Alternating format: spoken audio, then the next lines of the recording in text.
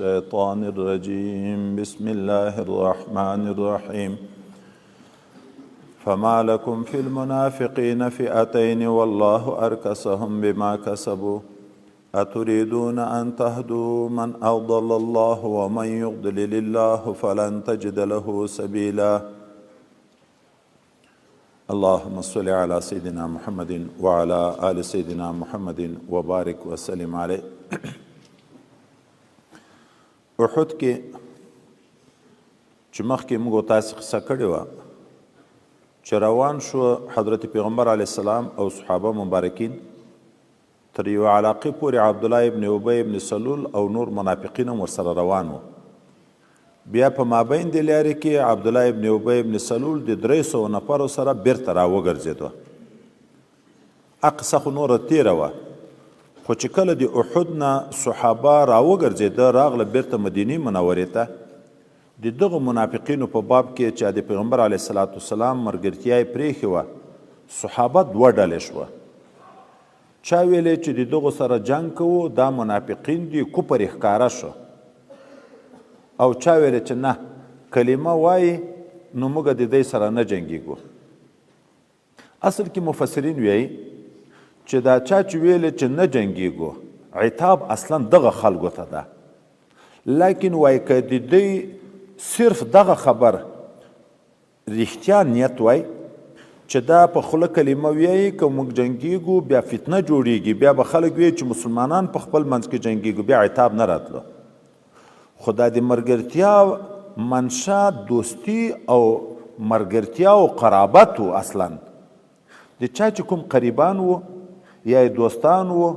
یا ملګري و یغو دغه خبره کړه چې نه ورسره جنګېږو ځکه چې خو هغه هم کلمه وایي ظاهره خو دغه ویلې لیکن هلته منشا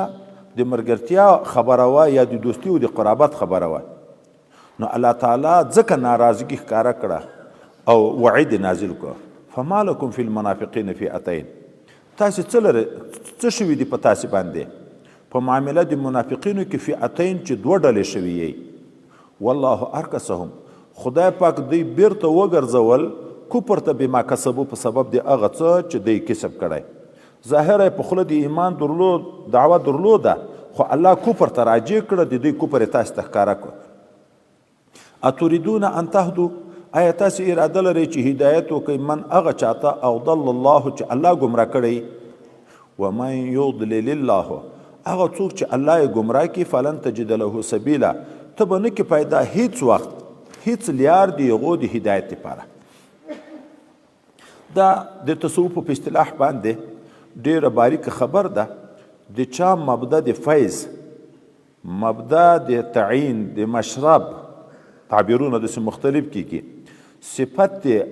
هادي وي بیا چې ټوله دنیا یې ګمراه کولو کوشش به وکړي نشي ګمراه کولی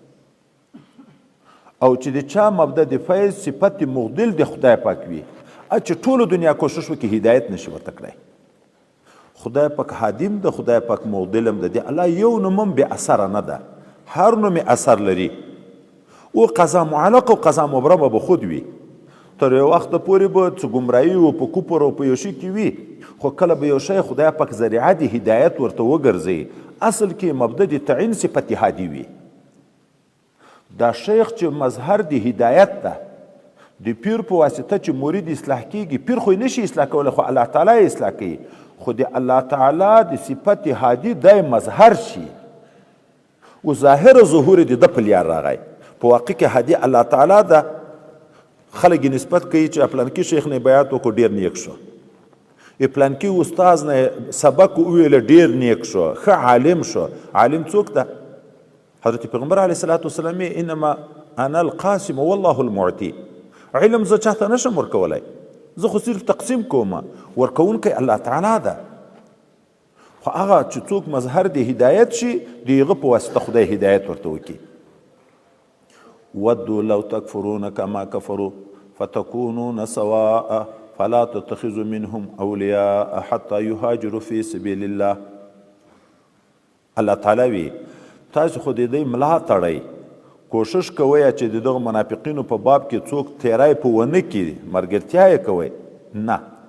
اصل کې هغه بدبخته کافران دي کوشش کوي چې تاسې هم کافران شئ نو په کفر کې به سره برابر شئ هغو د زړه مینه دا ده چې تاسې د ایمان نه واوړئ کافران شئ او په کفر کې سره برابر شئ نو الله تعالی وی وخت چې هغه د تاسې د ایمان دښمنان دي تاسې نو د دوی نه ملګرتیا او دوستان مه نیسئ تر هغه وخته پورې چې هجرت فی سبیل الله وکړي د هجرت فی سبیل الله نه وتل جهاد ته په اخلاص دي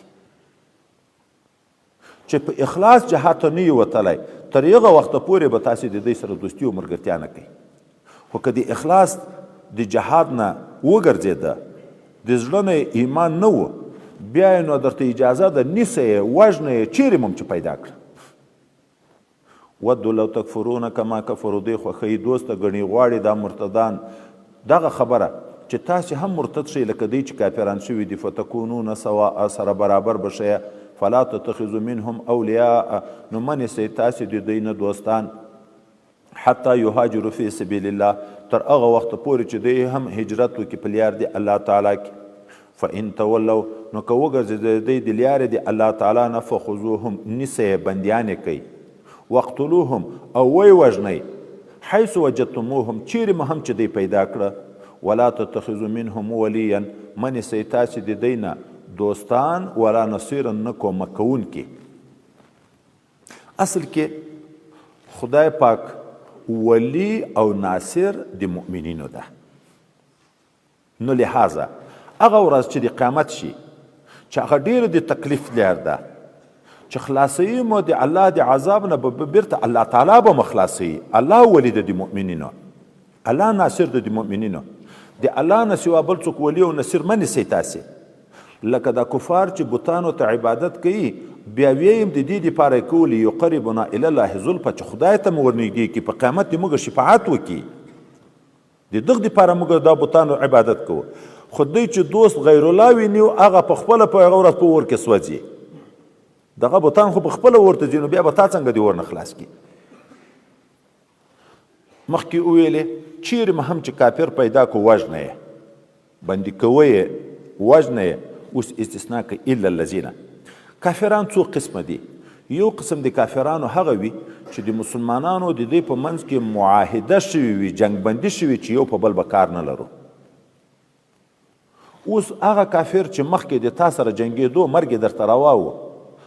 ور وتښتېدو هغه کافرانو ته یې پناه وروړه چې د تا معاهدین دي اوس په ذاتې په دغه هم کار نه لري چې معاهدینو ته یې پناه وروړه ور ملګری شو هغه باندې به هم کار نه لري دوم هغه کافر چې د جنگ نه بیزاره ده نه د کافرانو ملا تړي چې د تا سره وجنګېږي نه د تا سره درېږي چې د کافر سره وجنګېږي په دغه هم کار مه لرئ ځکه علت د وژلو د کافر محاربیت ده چې دی در سره جنګېږي چې نه جنګېږي حتی دار حرب کې د ښځې وژل روا دي هغه سپینګیری چې د جنګي تدابیر د دوی د هغه په لاس کې نه وي د هغه وژل روا دي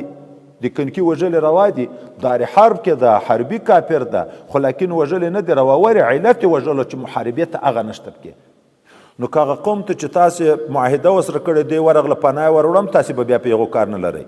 او که د جنګ نه ستړی و نه د تا سره ملګرتیا کړه نه یې د ده سره ملګرتیا کړه په دغه هم کار مه لرئ او اوس الله موږ ته قانون ذکر کړو که ته وایې چې نه کافر ده مه یې پرېږده اوس د ده زړه د جنګ نه مړ ده د تا په مقابل کې نه جنګېږي دی پناه چې هغه خلکو ته وروړي د تا په مقابل کې نه جنګېږي که ته بیا هم تنګه یې خدای پاک به بیرته در باندې راپورته کړي اوس مرعوب کړی ده الله مرعوب کړی ده په ډار یې په زړه کې اچولی ده دغه غنیمت وبوله کار مه په لره که تاسې چې سره له دې نه چې هغه جنګ نه در سره کېږي ته بیا هم دی نه پرېږدې تنګه یې نو بیرته به خدای پاک بیا هغه په تا باندې مسلط کړي بیا به د کافر د نورو کافرانو غوندې محاربیت کې در سره مقابل کې به در جنګېږي بله ورځ موږ تاسې ویلې وژنه د انسان دا څه کمال نه ده اصلاح کول د انسان کمال ده کوشش وکړه مسلمان یې که کوشش وکړه په یو لاره اوس دا ذمه چې قبوله کړي د اسلامي ملک جزیه قبوله کړي نور به یې نه وژنې خو کوشش په دا پورې کوي چې مسلمان شي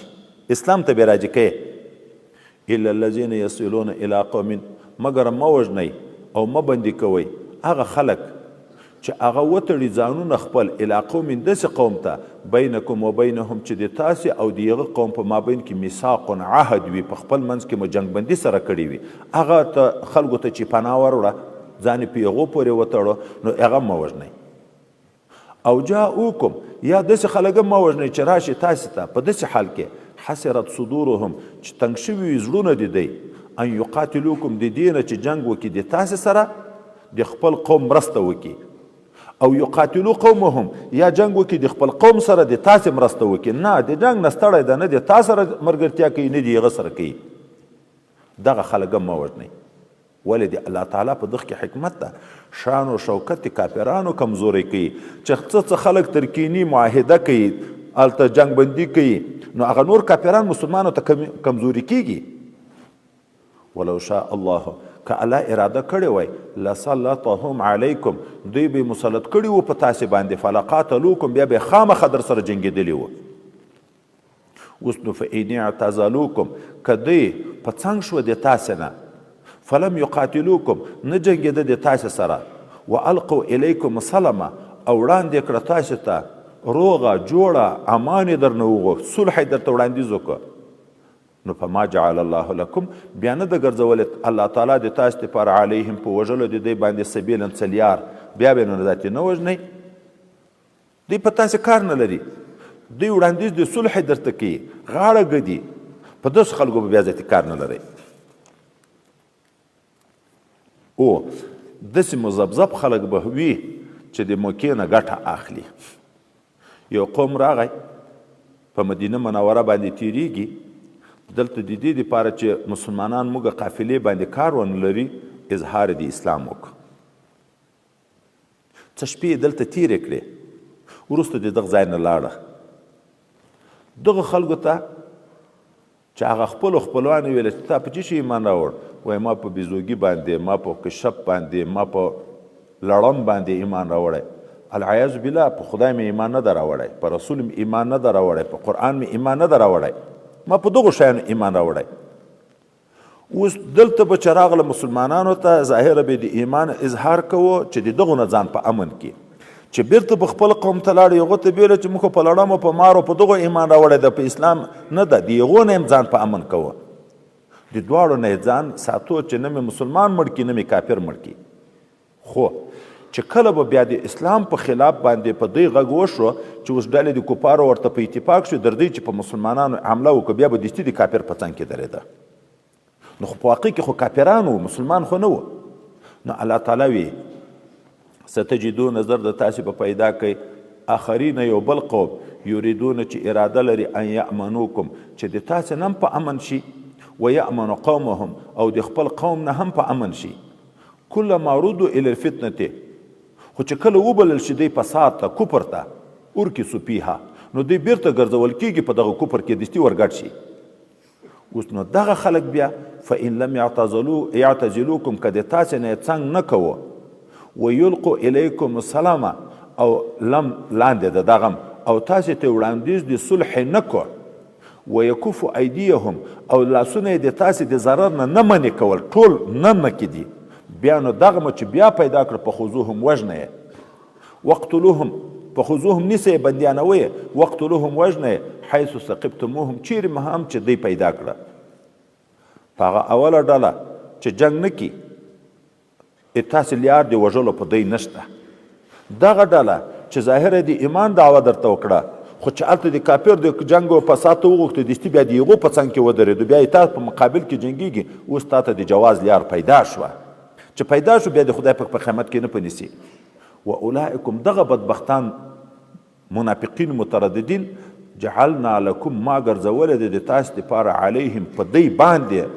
سلطانا مبینه دلیل ښکاره خو هغه د کفر ښکاره شو د کافر په څنګ کې ودرېدو تا په مقابل کې جنګېږي عیاش ابن ربیعه په نامه باندې یو صحابي مبارک په مکه معظمه کې ایمان راوړ مخکې تر هجرت پیغمبر علیه السلام یا هجرت نه و کړی خو د خپلوانو نه ډارېدو چې ما به د ایمان نه وګرځوي یا به په ایمان ضرر راکړي د مور د طرف نه د ابو جهل ورور و حارث ابو جهل دغه د مور سره ورونه و، پلارونه یې سره جدا و. نو لاړ وتښتېدو د مدینې منورې په لوري باندې.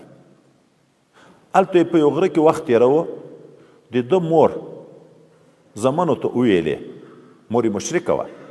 زمنو ته یې وویلې چې زوی مې لاړ، قسم ده که زه نه تر هغه وخته پورې خوراک وکړم، نه چکاک وکړم، نه د خیمې یا د کوټې سیرې ته څملم کینم چې تر څو مو بیرته نه یې راته راوستلی. نو بیا دوه ورونه چې ابو جهل او د حارث ده ابن هشام، یو بل حارث په نامه باندې مشرک، دا م ورسره ملګری شو. درې سره پسې لاړه. چې پسې لاړه مدینې منورې ته نږدې چیرې په غرو کې پیدا کړو. چې پیدا کړو ذاتي ورته وویلې ګوره موږ په تا هېڅ کار نه لرو، ته پوهېږې خپل دین دې پوهېږې، تا په دین هم کار نه لرو، خو خپله مور درته معلومه ده چې ته په مور څومره ګران وې. ته چې راغلی دې د هغې راسې خوراک نه ده کړی، چکاک یې نه ده کړی، خیمه او کوټه کې نه ده پرته، او قسم یې کړی چې زه تر څو نه خوراک وکم، نه چکاک وکم، نه په یو ځای کې آرام وکم چې تر څو مو دی بیرته نه یې راوستلی. طبعا یو خو د مورګلوي او د اولاد شفقت وي، بیا یې مسلمان په زړه کې خو د مور قدر وي. دا د مور داسې ناله شي چې ورته وکړو د زړه کې وایي په مور شفقت راغی، نو ورسره راغی. چې کله ښه د مدینې منورې د حدوده نه لرې راوست، په دا وپوهېده چې اوس چا ته یې غږ نه رسېږي، څوک د شا نه پسې راځي. نو دوی 3 کسان و، هغه یو راونیو دا د غیشي پاړه چې هغه لکه لندې ربړ چې هغه یې په تړلی، لاس یې په تړلی، دی ورته راخلاص کړو، لاسونه یې په وتړل. چې لاسونه یې په وتړل، بیا ابوجهل لعین او د ده ورور او دغه دریم دغه هر یوه سلسل دورې ووایه، راوست مکې معظمې ته. چې مکې معظمې ته یې راوست، لاسونه تړلي دي، ویل شوی ده. دلته چې د مور سره یو ځای شو، مور بیا دته مخامخ دغه قسم وخوړ چې تر څو نه خوراک وکم، نه چکاک وکم، نه په خوب و آرام وکم چې بیرته د هغه خپل دین ته نه یې راوښتی. و یوه طرف نه بندي و، بل طرف نه د مور خبره وه، نو ظاهره یې هغه د کفر کلمه ورسره وویله. چې د کفر کلمه یې وویله، هغه بل حارث چې د ابوجهل دغه ملګری ورسره تللی و، هغه دستي پیغور ورکړ. ښه راواوښتې بیا هغه لیار چې دا ته ورغلی وې، هغه په هدایت و که نه و هدایت؟ که هغه لیار د هدایت و، خو هدایت یې پرېښه بیرته ګمراه شوې، او که نه دا تر اوسه څنګه ګمراه شوی وې چې دا خپله لیار د موږ پخوانی دین حق درته ولدی شو، نو تر اوسه څنګه ګمراه شوی وې؟ دغه پیغور یې چې ورکړه، نو ده ورته وویلې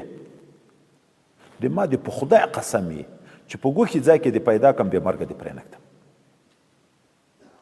په دا مابین کې وخت ووت، نبی علیه صلات وسلام هجرت وکړه، مدینې منورې ته ډېر صحابه لاړه. دغه حضرت عیاشه موقع پیدا کړه، پسې لاړ مهاجر شو. چې هجرت یې وکړه، وروسته هغه حارث چې هغه ده ته یې پیغور ورکړی و، هغه ته م خدای هدایت وکړو، هغه م ایمان راوړ. هلته خو حضرت عیاش قسم کړی و چې ګوښه دې پیدا کړم، بې مرګه دې پرېنږدم. هلته د ده په اسلام خبر نه ده چې دا یم را مسلمان شوی، را پسې راغی. داسې کوي چې بیا د موږ په خلاف په ضرر باندې راغی. یو ځای کې حضرت عیاش موجود ده چې هغه یې ګوښه یې ولید را روان ده، نو قسم یې هم کړی و، ورته موقع په لاس ورغله، هغه سره اصلحه چې یې نه و مړې کړو، خو شهید شو، خو مسلمان شوی و. نور صحابه په خبر و چې هغه مسلمان شوی. هغه چې راغله چې ویلې، نو ده ته دا دې څه وکړه، دا خو مسلمان شوی و، مسلمان دې مړ کړو. صحابه و که ګناه په خطا تر وشوه هم، نو خو د خدای نه ډارېده. راغی پیغمبر علیه الصلاة والسلام ته. پیغمبر علیه الصلاة والسلام ته دا حال ویل چې زه خو داسې چالو و، داسې ما مخکې قسم کړی و، او بیا په خبر نه وم رانه مړ شو. الله تعالی آیتونه نازل کړ. آیاتو کې اول شان د مسلمان ذکر کوي. د مسلمان د شانه دا نه ده، د مسلمان سره دا لایق بالکل نه ده چې دی به مسلمان قصدن وژني. دا د مسلمان صفت نه ده. نبی علیه الصلاة والسلام مکې معظمې د فتح نه بعد په اوږده خطبه کې نه وی چې د ما نه بعد کافران نه شئ چې یضرب بعضکم بعضا، یعنی دا د مسلمان وژل لکه کفر داسې ده. داسې چې ونه کوي. اول خدای پاک دا ذکر کړي د مسلمان شان دا ده چې مسلمان خو به قصدن نه وژني. اوس که خطاان تر مړ شو لکه د ده نه، بیا یې نو طریقه شته، هغه دا چې کفاره او دیت. هغه د مړي قریبانو ته به دیت ورکړي، دا د هغه بنده حق شو، قریبانو حق شو. دیت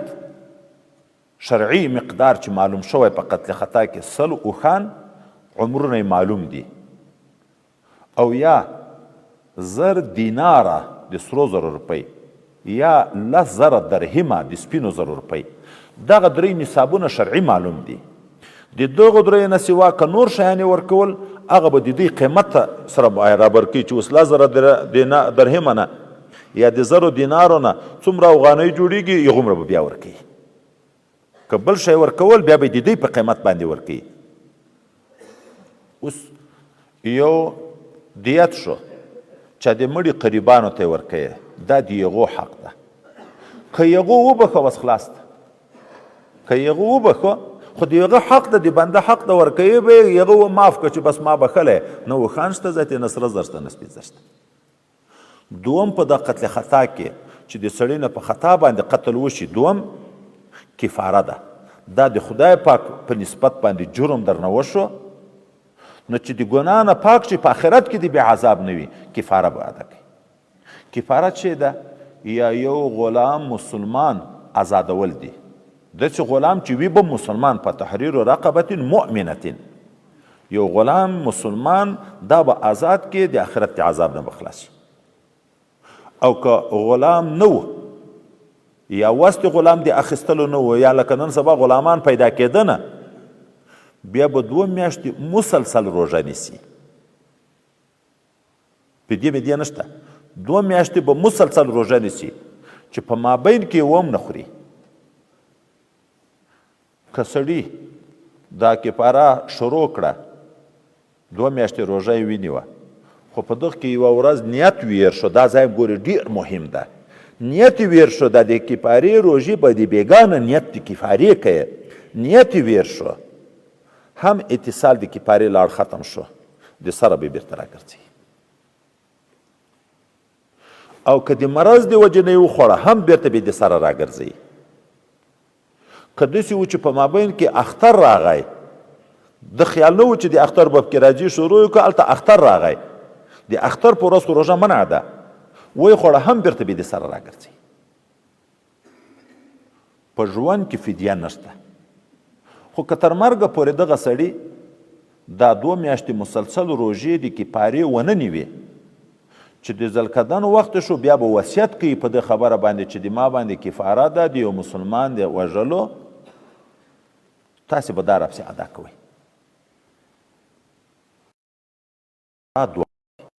دیت د بنده حق ده، که هغه معاف که معاف، خو کفاره د الله تعالی حق ده. ابه نه پرېښودی کېږي، یا غلام آزادول، یا 2 میاشتې مسلسل روژه نیول. که تر مرګه پورې ونه نیوه، بیا نو فایده په فدیه کې ده چې بیا به هلته وصیت کوي چې ما باندې کفاره ده، دغه د 2 میاشتو د هرې ورځې د یوې سرسایې په انداز باندې به فدیه راکړو. دا په موټرو چې ووایي، دا ټول په دغه قتل خطا کې دي. خو یو دا موټرو کې یو مسله، زه مفتي نه یم، خدای ملایانو نه مې چې لږ لږ اورېدلي دي، نور بیا پوښتنه د مفتیانو نه کوئ. که په موټر کې ته سپور وې، د باندې سړی دې په ووایه، په روډ دې سړی په ووایه، هلته دواړه شته، ام کفاره ده ام دیت، ام کفاره ده ام دیت ده. خو دغه ډریور چې موټر یې ووایه د بل سره، د ده په موټر کې هم سړی مړ شو، د باندې نه، موټر یې چپه کړو، سړی تر مړ شو، د اکسیډنټ یې وکړو، د ده په موټر کې سړی مړ شو. په دغه صورت کې بیا کفاره شته، دیت نشته. یو شی ده، بیا دا دوم نه ده. دا کومو مجاهدینو چې چاته بمونه یې هغه بل څوک په الوتلي، دا هم په دا قتل خطا کې راځي. نو دلته به هم دیت ورکوي هغه قریبانو ته، او هم به کفاره وي. که دیت معافي تر غوښته ورته شي، عذر دې ورکړي، زارۍ دې ورته وکړي، د بنده حق د هغه خو به ورته معاف کړي، خو دا نور به کفاره خو به ادا کوي. په دغه نه خلاصېږي چې نه په رسېږم، دا په نه په رسېږم باندې نه خلاصېږي چې اوس ډېر دی، یو خو مې نه ده وژلی، ډېر دی په دغه نه خلاصېږي دا کفاره به ادا کوي. وما کان لمؤمن نه ښایي نه ده روا هیڅ مؤمن ته ان دا خبره یقتل مؤمنا چې مړ کړي مؤمن الا خطأ مګر هم که په خطا تر مړ شو. ومن قتل مؤمنا خطأ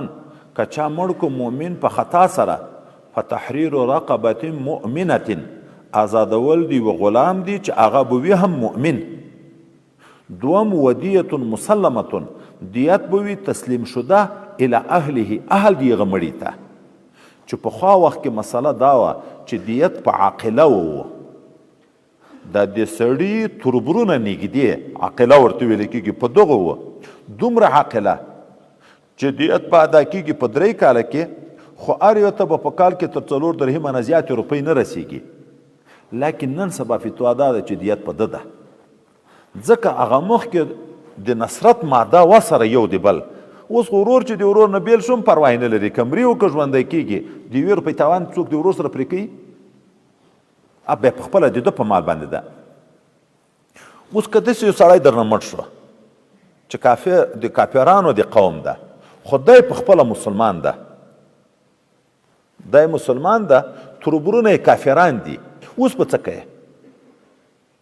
نو کافران 2 قسمه دي، معاهد غیر معاهد. که معاهده نه وه ورسره، د داسې کافرانو یو قریب مسلمان و لکه دلته چې اوس مسلمان یې مړ کو، هغه نور قریبان یې په مکه معظمه کې د مشرکین دي. دلته بیا صرف کفاره ده، الله ته مجرم شوې، هغه د قریب حق نشته ځکه هغه خو کافر ده، د کافر ته دیت نشته. او که د معاهدینو نه چې تا په ملک کې اوسېږي عهد قبول کړی دی، هندوان پراته دي، سیکان پراته دي، عیسایان پراته دي، په دغه ملک کې د معاهدین دي، دغه په خطا درنه مړ شو، دغه حکم بیا د مسلمان غوندې ده، ام به دیت وي ام به کفاره وي. او په دیت کې هم زموږ په مذهب فرق نشته، دیت مسلمان او دیت دغه معاهد دا دواړه یو شی دي. ځکه حضرت پیغمبر علیه الصلاة والسلام وایي چې چا موږ سره معاهده وکړه، ذمه یې قبول کړه، دماؤهم کدمائنا و اموالهم کاموالنا و اعراضهم کاعراضنا، بیا به په دغه باندې څوک تیری نه کوي. که یې وکړي بیا فایده د ذمې څه شوه؟ بیا خو نور چې اهل ذمه دي هغه هم غیر مطمئن کېږي چې سبا ما وژني او پور مور مې نشته، نو بیرته ځي کافرانو په صف کې درېږي. فإن کان که و دا مړ من قوم د داسې قوم نه عدو لکم چې هغه د تاسې دښمن ده، خو وهو خپله دا مړی مؤمن مؤمن و، بیا په د قاتل باندې چې په خطا تر مړ شو فتحریر رقبة مؤمنة آزادول د یو غلام دی چې مؤمن وي، دیت نشته. وإن کان من قوم بینکم و بینهم میثاق که د داسې قوم سړی د تا نه مړ شو په خطا چې د تا او د هغو په منځ کې معاهده شوې ده، بیرته بیا دلته دواړه شی دي، فدیة مسلمة الی اهله، دیت ته چې تسلیم شده به وي اهل د هغه مړي ته، و تحریر رقبة مؤمنة او آزادول د یو غلام مؤمن دی، هم دیت هم کفاره. خلفای راشدینو کړي دي دغسې فیصلې، نبی کریم صلی الله علیه وسلم کړي دغسې فیصلې. فمن لم یجد، اوس دا تحریر رقبتین خو مقرر ذکر شو، که غلام نه و لکه نن سبا غلام نشته په خطا سړی نه مړی وشو، دا به بیا څه کوي؟ فمن لم یجد، که چا غلام نه کو پیدا، فصیام شهرین متتابعین، لازم ده په ده باندې روژه نیول د 2 میاشتو متصلو. خو که د ښځې نه قتل خطا وشو، موږ تاسې ډېر ځای کې اورو مور په خپل بچي ور اوښتي تر مړ شوی، دا چې 2 میاشتې روژه نیسي، دې خو 2 میاشتې روژې په وس پوره نه دي، ځکه خدایي عذر حیض ورته راځي، هغه شپو کې خو بیا دا روژه نشي نیوی. نو د هغې دپاره حکم دا ده، دغه میاشت کې روژه یې نیوه، د روژې مابین میاشتې ته راورسېدو، مثلا 5 شپې عادت تر حیض د 5 شپې روژه وخوړه، بیرته یې شروع کړه، بیا بپسې نیسي په دا بله میاشت کې بیا 5 شپې عادت و حیض و روژه یې وخوړه، 2 میاشتې چې پوره شوې، 10 شپې خو پکې کمې شوې، د 1 میاشتې هم 5 شپې وخوړې، د بلې میاشتې هم 5 شپې د عذر، به بیا متصله په دا 3مه میاشت کې پسې ونیسي. قضایي به بیا په دغه 2 میاشتو پسې متصله کړي، لکه هغه خپله 5 خو د عذر د وجې نه شرعي عذر و روژه یې نیوی نه شوی، هغه معاف ده. اما د سړي مرض دا خو نادره پیښیږي، دا خو نه ده چې په میاشت کې سړي ته حیض ورځي او دا یې معذور ده، یا ته به ورځي دا یې معذور ده، سړي عذر شرعي نه ده، نادره پیښیږي، ځکه هغه به متصل که د مرض د وجې نه یې وخورم بیرته به د سر راګرځي. توبه من الله، دا یو توبه ده له طرفه د الله تعالی نه چې مقرره ده د دغه قتل خطا په باب کې. وکان الله علیما حکیما، د خدای پاک علیم او حکیم ذات. بله پیښه شوه، د یو سړي قریب د یو کلي په څنګ کې مړ پروت و. راغی حضرت پیغمبر علیه السلام ته شکایت وکړ. پیغمبر علیه السلام څوک ورسره ولیږل، د هغه قوم یو بل څوک یې ورسره ولیږو چې ته ورسره لاړ شه د دغه مقیس سره. هلته هغه خلکو ته ووایي که قاتل ورته معلوم وي چې چا وژلی، هغه قاتل دی د دغه ورور ته ور وسپاري چې دی خپل قصاص تر واخلي. او که قاتل نه معلوم هغه کلیوالو ته چې چا وژلی، نو بیا د دا کلی په ټول په اتفاق باندې دیت ورکړي. دا د مړي ورور او دا بل د هغو تربور چې نبي علیه السلام ورسره ولیږو، هلته چې ورغله هغو ته چې دا حال ویلې چې پیغمبر علیه السلام دا وی چې که قاتل درته معلوم وي نو قاتل درته وسپارئ چې خپل قصاص تر واخلي، او که نه یې دیت ورکوي. دی ویل علی الرأس والعین، د پیغمبر علیه السلام حکم په سر سترګو منلی، قاتل نه ده راته معلوم خو دیت به ورکو. چې دیت جمع کو، دیت ورکو. دغه مقیس د دغه دیت سره چې مثلا 100 اوښانې را روان کړي یا روپۍ هر څه چې ورکړي وو،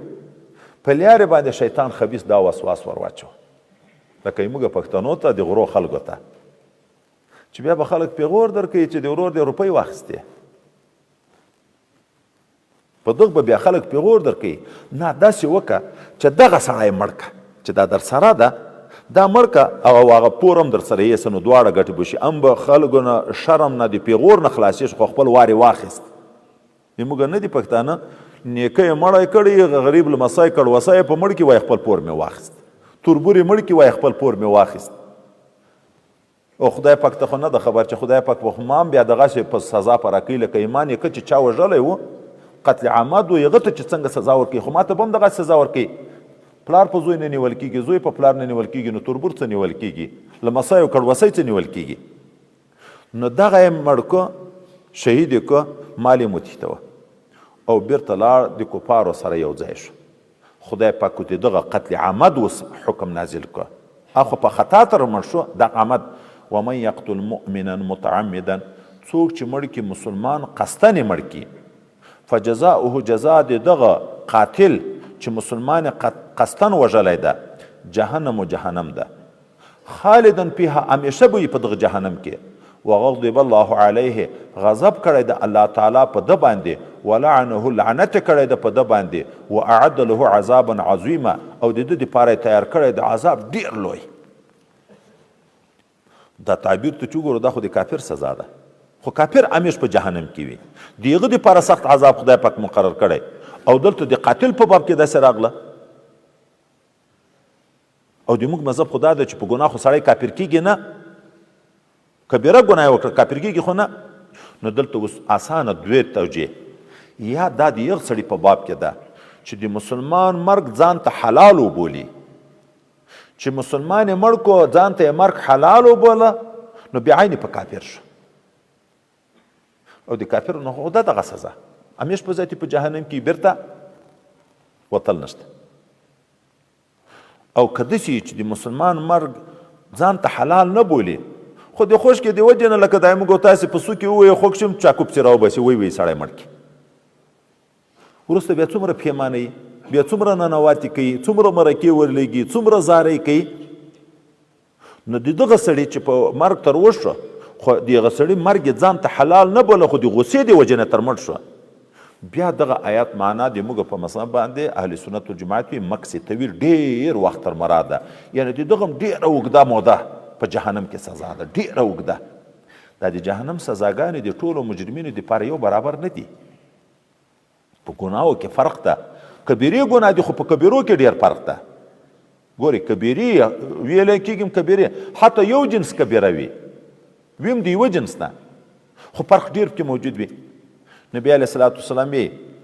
د پردۍ ښځې سره زنا هم کبیره ګناه ده، د خپل محرمو سره زنا هم کبیره ګناه ده، خو د خپل محرم سره خدای مو دې وساتي خور یا ترور یا د دغو سره یو وارې زنا، د بل وطن د ښځو سره لس وارې زنا دومره دغه یو وارې سزا ګناه دومره لوی جرم دی دواړه کبیرې ګناوې دي خو په کبیرتوب کې دومره فرق ده سره یا د امسایه د ښځې سره زنا محرم هم نه د امسایه د ښځې سره زنا د نورو ښځو سره چې چیرې په بازار کې د رنډیو سره زنا لس وارې وکړي د امسایه د ښځې سره یو وارې وکړي دغه یو وارې زنا دومره لوی جرم ده د خدای پاک په نزد لکه لس وارې دي چې زنا کړي نو په ګناهو کې فرق ده هلته بیا سزاو کې هم دغسې فرق ده قتل نهایت زیات لوی جرم ده د اسلام د نګاه نه د دغې وجې نه چې 100 نفره د سړي نه خلاص شي د مرګ نه زر فیصله د مرګ په ونه کې قاضي صاحب په دغ کې خطا شي د 100 په خلاصولو کې خطا شي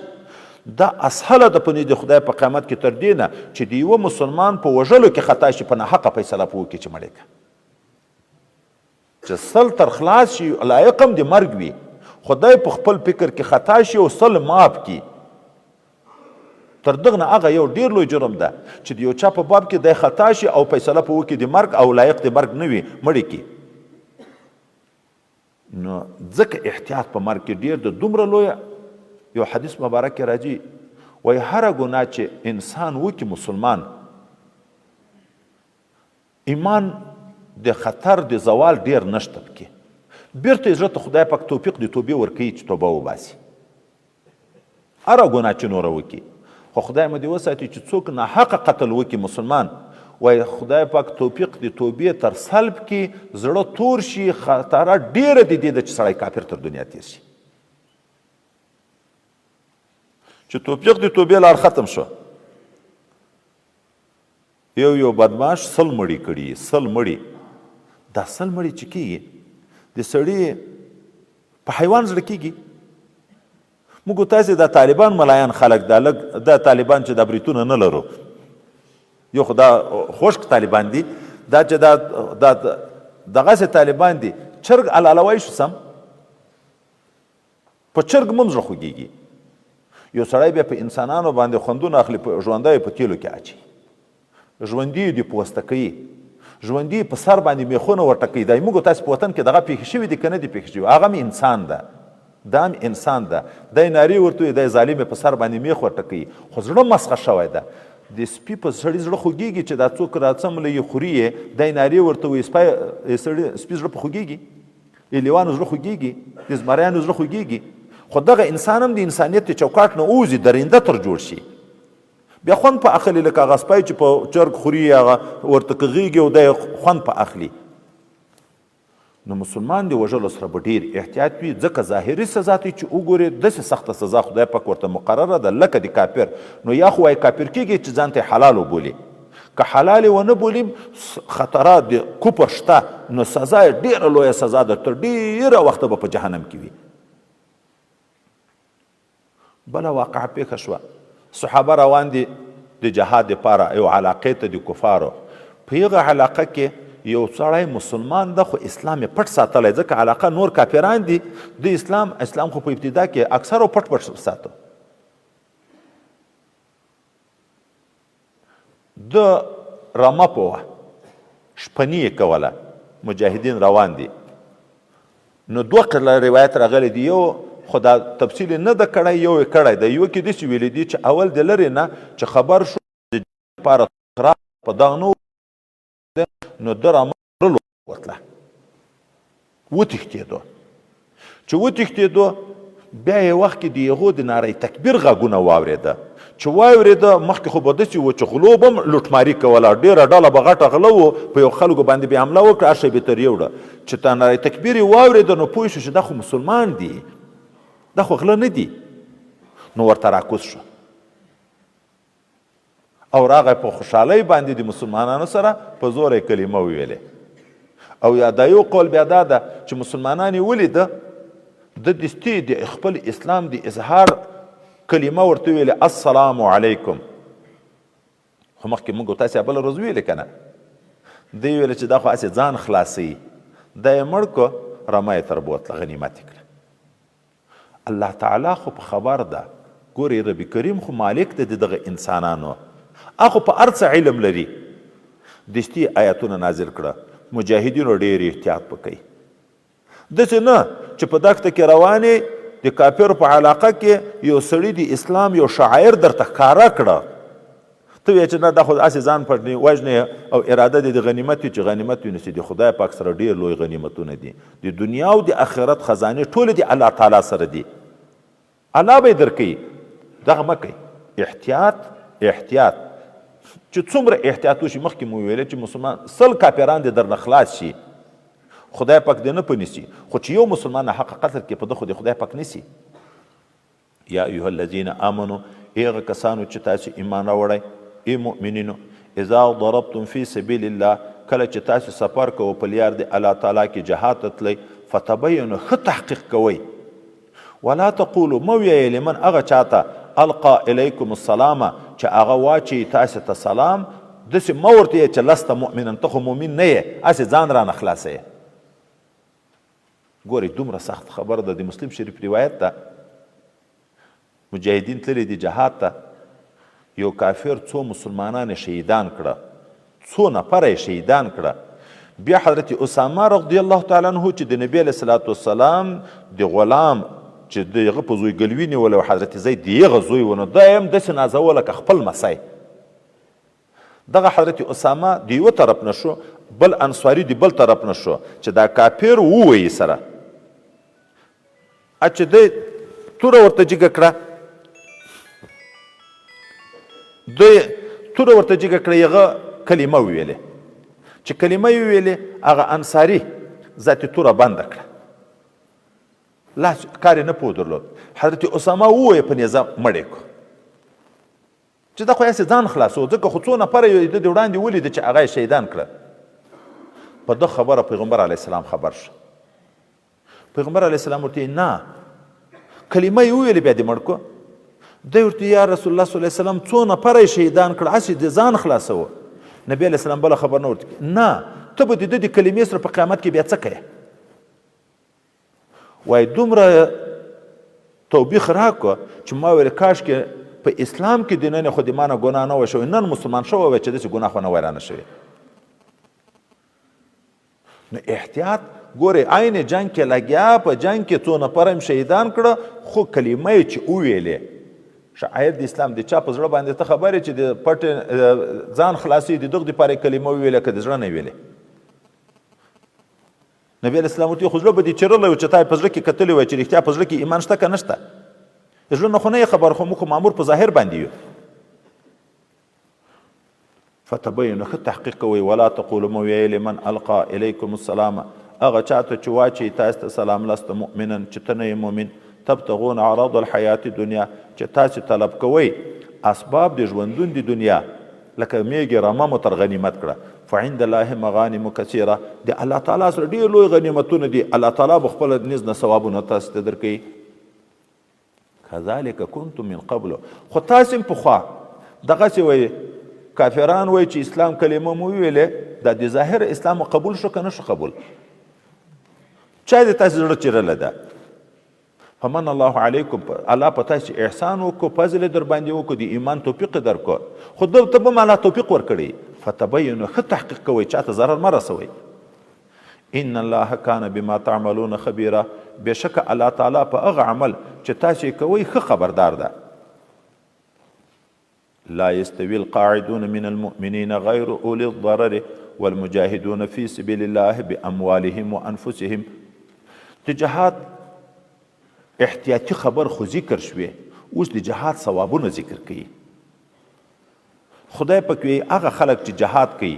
او هغه خلک چې د جهاد نه ناست دي دا د خدای پاک په نس سره برابر نه دي یو په ځان او په مال جهاد کوي په ځان او په مال دا ځایم ډېر ضرور ده چې سړی خپلې روپۍ ولګوي په یوه روپۍ یو په 10 لکه عوض خدای پاک ورکوي که طالبي کې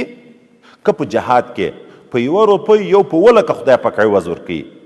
په لمانځو په ذکر یو په یو کم 50 کروړه خدای پاک ثواب ورکوي نو هغه څوک چې په ځان او په مال جهاد کوي او هغه څوک چې ناسته دغه دواړه نه دي برابر حضرت پیغمبر علیه السلام حضرت زید رضی الله عنه راوغوښت او دا آیات ورته وی ته ولیکه حضرت زید په ورانه پیغمبر علیه السلام خپل ورون مبارک وریښی ده آیات ورته بیانوي هغه یې لیکي شاته صحابي په سترګو ړوند مبارک راغی هغه چې دا آیات واورېدو دستي نبي علیه السلام ته وویلې چې زه خو که جهاد ته نه یم تللی د عذر د وجې نه سترګې مې ړندې دي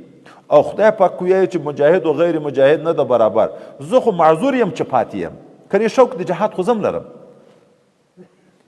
په دا مابین کې غیر اولی ضرر ټکی نازل شو حضرت زید وی دومره درندوالی وپکې چې د نبی علیه السلام د ورانه درندوالی د ما په ورانه راغی په دغه وډار شوم چې اډوکی مات شو انا سنلقي علیک قولا ثقیلا نو د معذوریت د وجې نه چې پاتې وي د هغه خبره وروسته ذاتي کوو چې معذور نه وي پاتې او مجاهد دغه نه دي سره برابر بیا خدای متعال وی اول خو دا ویل برابر نه دي بیا څه وی فضل الله المجاهدین باموالهم وانفسهم على القاعدين درجه خدای پاک بهتري ورکړې ده هغه مجاهدینو ته په خپل ځان او په مال باندې په ناستو خلکو باندې یوه درجه بهتري ورکړې ده اول نه پې د مساوات وکړه برابر نه دي بیا یې دا ویله چې مجاهد یوه درجه بهتر ده تر هغه غیر مجاهد خو بیا وی وکلا وعد الله الحسنه د دواړو سره خدای پاک وعده ده د جنت بیا وی وفضل الله المجاهدین علی القاعدین اجرا عظیما الله بهتري ورکړې ده مجاهدینو ته په ناستو خلکو باندې د ډیر لوی اجر د دغه لوی اجر بیا تفصیل کوي درجات منه ډیرې درجې دي د الله تعالی د لوري نه د مجاهد دپاره و مغفرت د ګناهونو د مجاهد دپاره و رحمتا رحمت ته اوس نو دلته چې وګورو الله تعالی اول نه پې وکړه د مساوات چې دواړه نه دي برابر بیا وی مجاهد په غیر مجاهد باندې یوه درجه پورته ده او بیا وی چې مجاهد په غیر مجاهد باندې ډیرې درجې پورته ده خو ظاهره تعرض معلومیږي نو د دغه تطبیق دا ده چې دا څوک چې جهاد ته نه ده تللی دا د جهاد نه پاتې انسانان دوه قسمه دي معذورین غیر معذورین یو سړی ړوند ده نه ده تللی سړی شل ده نه ده تللی سړی مریض ده نه ده تللی سړی مسکین ده او د جهاد ځای لرې ده قوت په زاد و په راحله باندې نه لري د دغه وجې نه وعیونهم تفیض من الدمع چې را روان ده د دغه وجې نه پاتې ده شوق لري نیت شته خو عمل د جهاد رانغی دلته مجاهد په دغه معذورو مسلمانانو باندې چې د جهاد نیت شته خو د عذر د وجې نه پاتې د یوه درجه پورته ده چې هغه درجه د عمل ده نیت د دواړو سره شریک ده دغه هم نیت د جهاد دغه هم نیت د جهاد خو دا یوه د نیت سره عمل هم وکړه بل عمل نه ده کړی نو دغه په باب کې یوه درجه شو او دوم هغه څوک چې د جهاد نه پاتې ده عذر هم نه لري په یغ باندې بیا مجاهدین ډېرې درجې پورته دي نبی علیه السلام یو وخت کې ویلې چې څوک ایمان لري 15 وخت لمونځ ادا کوي زکات ورکوي روژه نیسي الله به دا سړی جنت ته بیایي که جهاد ته نه وي تللی هم یو صحابي ورته ویلې دا خو ډېره اسانه شو خبره خلکو ته زیری ورنه کم ورته ویلې نه مجاهدینو ته خدای پاک خپله 100 درجې مقررې کړي دي که په دغه اکتفا وکړي بیا خو هغه ثوابونه محروم کیږي نو دغه چې بې عذره پاتې دي په دغه باندې مجاهدین بیا په ډیرو درجو پورته دي دا یو خیلی تطبیق شو چې دا پاتې خلک دوه قسمه شو معذورین غیر معذورین څوک وایي چې نه مجاهد په غیر مجاهد بهتر ده دوه طبقې نه دي خو په آیات کې سلسله په سلسله اجمال و تفصیل دي اول داسې ویلې برابر نه دي بیا اجمالا ویلې چې مجاهد ته خدای پاک په غیر مجاهد باندې یو درجه ورکړې ده دا اجمالی پورته کول شو بیا دغه اجمالی تفصیل وروسته وکړه مجاهدینو ته خدای په نور خلکو باندې اجر عظیم ورکړی ده بیا د اجر عظیم تفصیل پسې وکړه چې ډېرې درجې دي او مغفرت و رحمت ته او څوک وی چې نه مجاهدین دوه قسمه دي هلته خو معذورینو پاتې خلک دوه قسمه و معذور و غیر معذور دلته بیا اوس مجاهدین دوه قسمه دي یو قسم هغه مجاهدین دي چې د کافرانو سره جنګیږي د کافر سره جنگ په عمر کې کله کله پیښیږي په عمر کې کله کله پیښیږي. یو هغه مجاهدین دي چې د خپل نفس سره جهاد کوي، د خدای پاک نه سرکشي ته خپل نفس نه پرېږدي، د الله په طاعت باندې مجبوره کوي. لکه نبی کریم صلی الله علیه وسلم المجاهد من جاهد نفسه فی طاعت الله والمهاجر من هجر ما نهى الله عنه، او یو روایت بهقی راغلی ده والمهاجر من هجر الخطایا والذنوب. مجاهد هغه ده چې د خپل نفس سره جهاد کوي د خدای پاک په طاعت کې، او مهاجر هغه ده چې د ګناهو نه یې ځان ساتلی. اوس هلته المجاهد المهاجر کې الف لام لپاره د عهد ده. المجاهد من جاهد نفسه فی طاعت الله، دا کامل مجاهد هغه ده چې د خپل نفس سره مقابله وکړي د الله تعالی په طاعت کې. کامل مهاجر هغه ده چې ګناوي پرېږدي. هجرت خو ترک ته ویل کېږي. وطن پرېږده مهاجر. نن سبا د عام خلک چې د کافرانو د ملکو خبرې اورم، په کافران هم چې د یوه ملک نه هلته جنګونه شی په شروع شي لاړ شي بل ملک ته خلک مهاجرین بولي که نه بولي. وطن خو یې هم پرېښی. په لغوي معنا باندې خو مهاجر عام شو، خو شرعي اصطلاح باندې مهاجر هغه ته ویل کېږي چې د دار حرب نه دار د اسلام ته لاړ شي. دلته په دغه ډارېږي چې سبا به زه نیک اعمالو ته نه خلاصېږم، په ما باندې به ګناهونه دغه حکومت بیا شروع کړي، نو دا وطن پرېږدي لاړ شي بل وطن ته. لیکن که یو سړی د دغه وطن نه لاړ بل وطن ته، ما به هلته مهاجرینو ته دغه تقریر کې ډېر ویلی، وطن یې پرېښی د دې دپاره چې د ګناه نه ځان په ګناه کې واقع نه شم. لاړ هلته پروت د مهاجرت په ژوند کې، خو هلته غلاوې کوي، هلته زناوې کوي، هلته په نورو ګناهو لګیا ده، بیا حقیقي مهاجر ورته ویل کېږي؟ بیا خو د هغه په اصطلاح پناهګزین ورته وایي. صرف د دارالخوف نه دارالامن ته لاړ، دلته یې کاروبار او غلا په ښکاره نه شوی کولی، سمه نه شوی کړل، هلته لږ ښه کوي. دا بیا خو دغه خو مهاجر نه ویل کېږي. که مجاهد عنوان د جهاد وي، خو عین د جهاد په صحنه کې په خیانتو لګیا دا اوس څومره احتیاط راغی چې یو سلام یې ور واچو مړ یې کو، او هم د کافر په ملک کې و. خدای پاک دستي وعدونه نازل کړه که نه چې ولې داسې کوي؟ اوس نو مجاهد د په جهاد کې لګیا ده، د مال د غنیمت سره خیانت کوي یا په خلکو باندې تعدا او ظلم کوي، بیا حقیقي مجاهد ورته ویل کېږي؟ مکه معظمه چې فتح شوه، هغه د مهاجرینو ثوابونه چې هغه خلکو واورېدو چې چا هجرت نه و کړی، نوی مسلمان شو، نو دغه هم شوق پیدا شو چې موږ هم هجرت وکړو، دا ثواب به د هجرت وګټو. نبي علیه السلام ورته ویل لا هجرت بعد الفتح. اوس خو مکه معظمه دار د اسلام شوه، د دغه ځای نه خو اوس هجرت نشته. نو دوی په دغه باندې خفه شو چې د هجرت ثواب نه محروم شو. نو نبی علیه السلام ورته ویل المهاجر من هجر ما نهى الله عنه، په خپل کور کې اوسېږه، په خپل وطن کې اوسېږه، خو ګناه پرېږده، تا ته به د مهاجر ثواب خدای پاک درکوي. خو که په بل وطن کې اوسېږي، وطن دې پرېښی، لیکن هلته په ګناهو لګیا، تا ته د هجرت ثواب نشته. نو دغه جهاد د نفس سره دا دائمي ده. جهاد د کافر سره کله کله ده، دغه ډېر سخت ده چې 5 وخته لمونځ په جمع په پایبندي کوه، روژه نیسه، زکات ورکوه، حج کوه، د مور و پلار قدر و احترام کوه، د امسایه لحاظ ساته، په کشر شفقت کوه، د مشر عزت کوه، حقوق الله حقوق العباد ټول په ځای کول، او ټول عمر د یوې ورځې نه، یوه میاشت نه، یو کال نه، دغه ډېر سخته په نفس باندې. ځکه دغه ته جهاد اکبر ویلی شوی ده. دغه څوک د دغه چې وکي د خدای دوست جوړ شي، ولی کامل جوړ شي، دغه بیا په دا نور مسلمانانو باندې ډېر لوی درجې پورته دي، درجات منه ومغفرة ورحمه وکان الله غفورا رحیما. د الله تعالی ښه بخونکی او رحیم ذات ده. په بدر کې چې مسلمانان لاړه،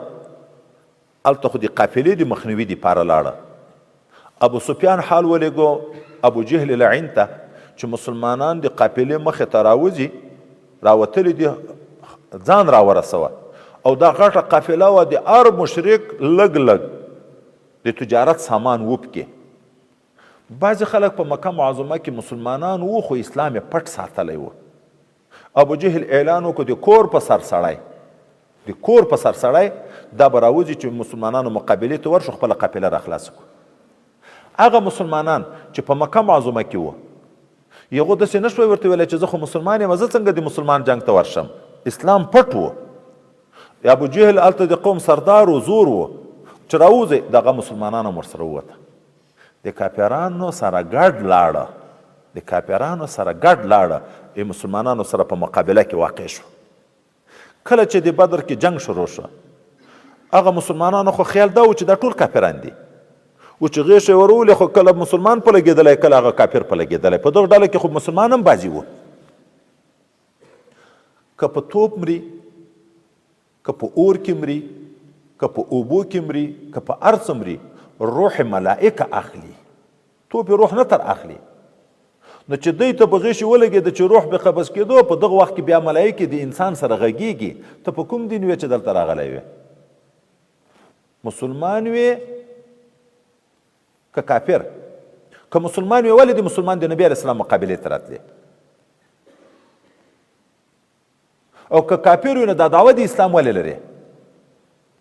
دی به په عذر کې ورته ویلې موږ خو معذور وو مستضعفین و زور مو نه درلود دی را باندې زورور و اسلام مخ ښکاره کوی نه شوی په زور یې راوستو. الله تعالی آیتونه نازل کړه څوک چې د کافر په صف کې را روان ده د کافر قوت زیات کړی ده نن د مسلمان د لاس نه مړ شو داسې سخت عذاب خدای په کور کې لکه کافر ته چې ورکوي. من کسر سوا د قوم فهو منهم. دا هجرت خو خدای پاک فرض کړی دی دغه دپاره ده چې دارالحرب کې اوسېږي چې سبا دغه کافرانو د مسلمانانو سره جنگ شي. دا اوس چې د ناټو د دغه قوتونه دلته راغلي وو هغه څوک چې اسلامي دعوه کوي په ناټو کې داخل دي هغه پوځونه هم کې راغلي وو که نه وو راغلي؟ ځان ته مسلمان وي خو استعمار د بل لاندې وو. نو چې عمل کې کافر چې اوس د انډیا مثلا راشي دلته جنګ کوي چې هغه انډیا کې څومره مسلمانان دي په پوځ کې دي خو هغه به هم راځي جنګېږي به. هجرت خو فرض دی دغه دپاره ده چې داسې وعدونه نازل شوه چې د کافر په صف کې راغی د مسلمان د لاس نه مړ شوم داسې سزا خدای پاک اوس ورکوي په قیامت کې لکه کافر ته چې ورکوي. الله وی ولې مځکه کمې وي خو هجرت به دې کوه. دا آیتونه مسلمانانو ولیکل. هغه مسلمانان چې په مکه معظمه کې د دې خپلوان ورته معلوم و هجرت یې نه و کړی هغو ته یې ورولېږل چې ګورئ که هجرت ونه کوئ سبا به د مسلمان د لاسه مړ وي او ځای به د جهنم وي. هغه وروسته آیتو کې پسې را روان ده. بیا یو سپین ږیری مریض صحابي هغه وی چې خدای پاک آیتونه داسې نازل کړ چې څوک د مسلمانانو په مقابل کې مړ شو او دی واقعي معذور نه و. ګورې کله څوک هجرت د دغه وجې نه نشي کولی میړه کافر د ښځه مسلمانه د خو ښځه نشي تلی په خپل اختیار. پلار کافر د زوی مسلمان د کنکای نشي تلی هجرت نشي کولی. ناولده د مسلمانانو د ملک لیار ځان ته نشي معلومولی. د سفر اسباب نه لري چې ځان ورسي دغه مستضعفین خو مستثنا دي. خو چې چا وس وي او هجرت ونه کړي دا عذاب د هغو دپاره ده. هغه ویله چې زه په معذورینو کې نه یم نه ښځه یم نه کنکای یم نه مسکین یم نه ناولده یم. ماته د مدینې منورې لیار معلومه ده زه قسم د کشپم په مکه معظمه کې وکړ. په اوښه یې سپور کړو چې مکې معظمې نه یې ایست تنعیم علاقې ته مړ شو.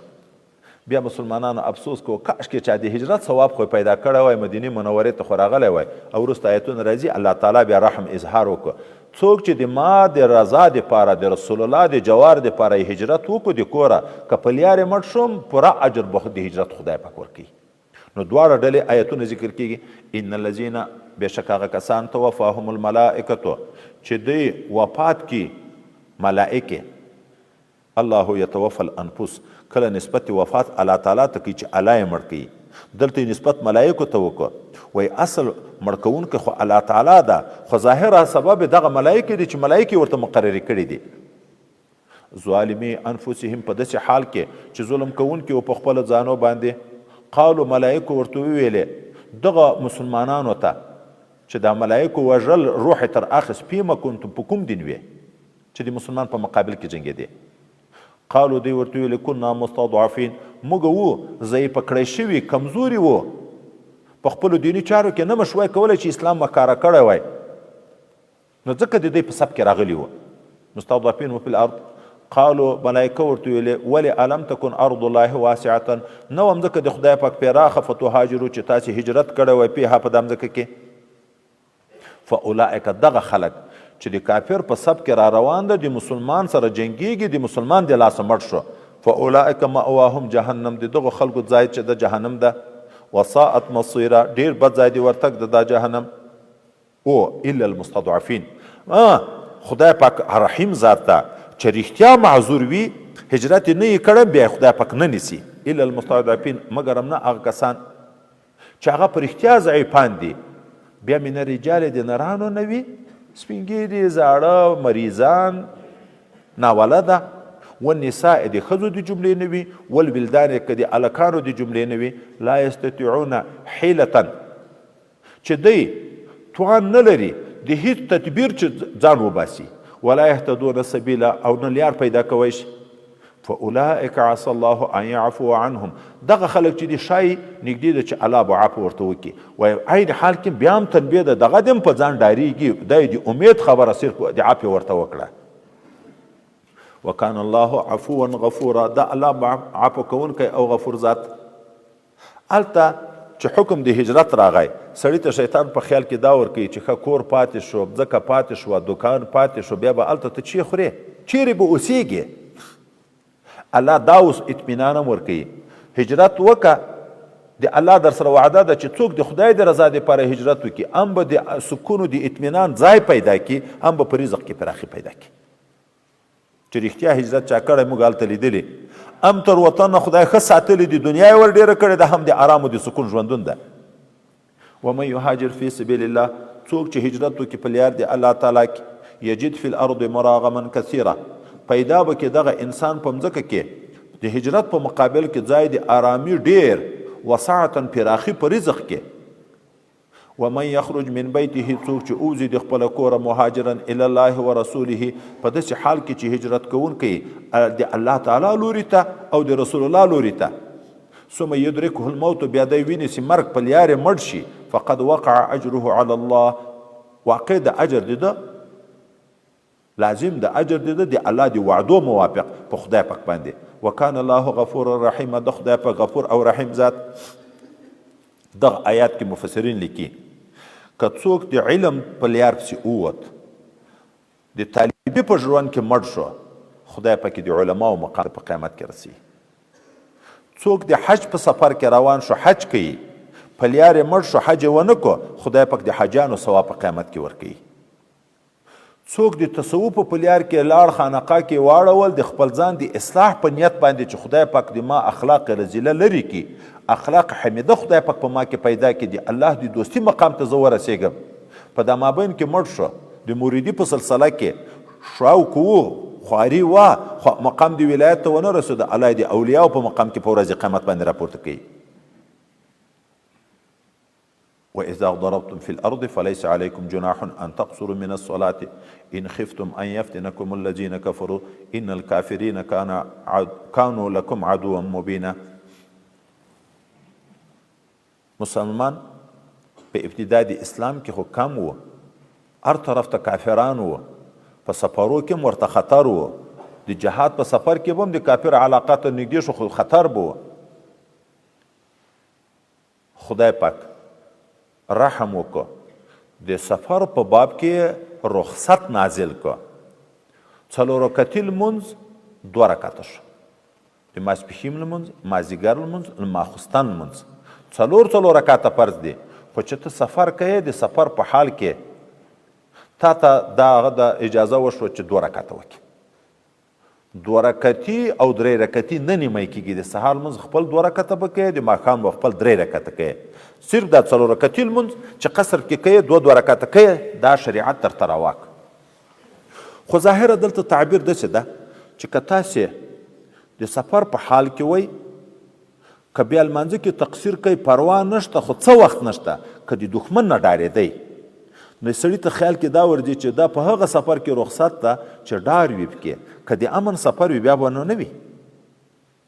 بل لا جناح یې ویلې لیس علیکم جناح، نو سړي ته خیال دا ورځي چې که 4 رکعته پوره کړم خو ثواب شته، خو که 2 کې پروا نشته که نه پوره خو 4 یې وکړه.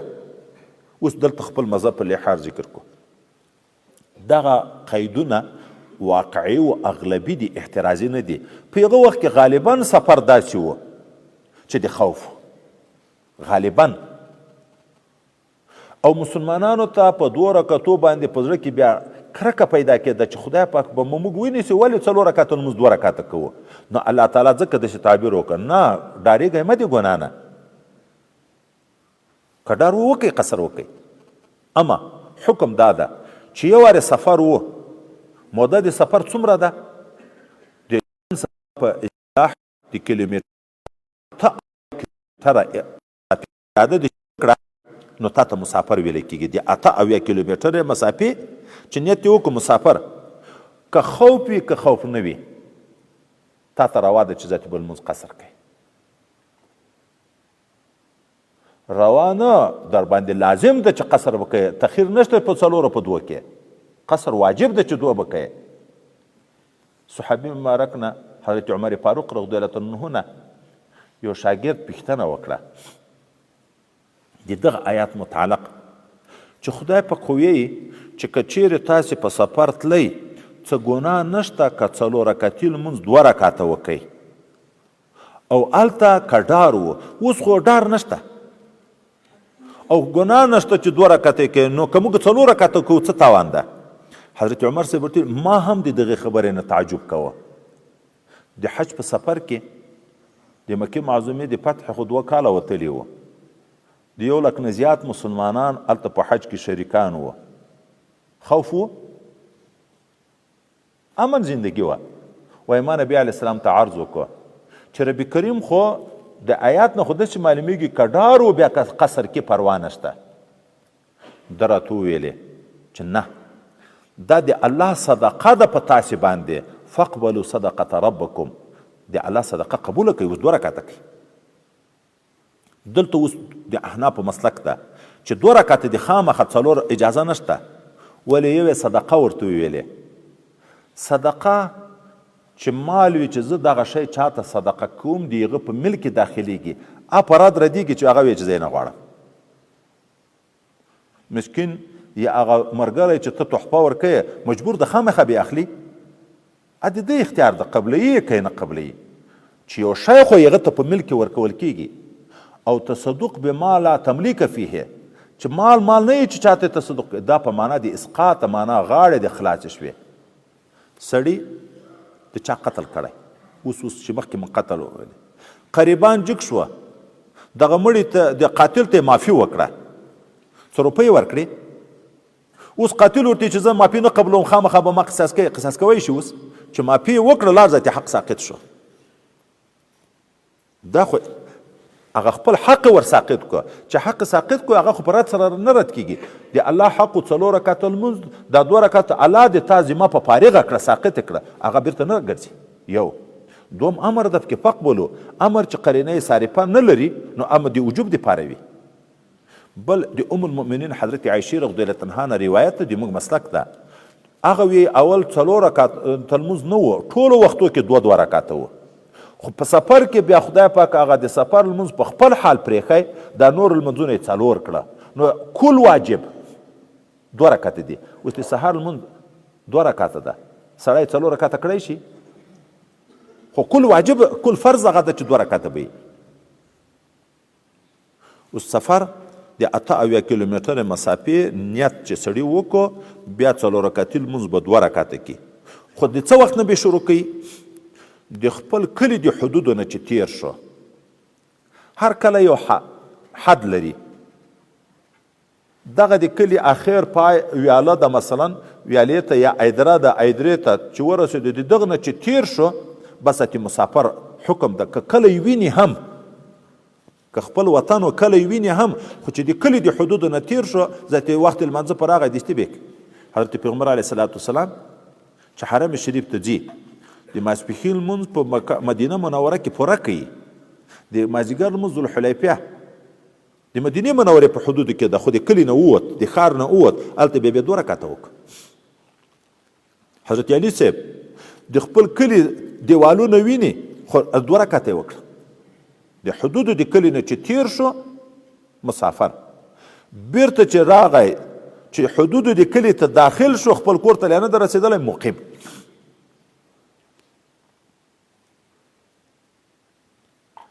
دغه سړی بیا سفر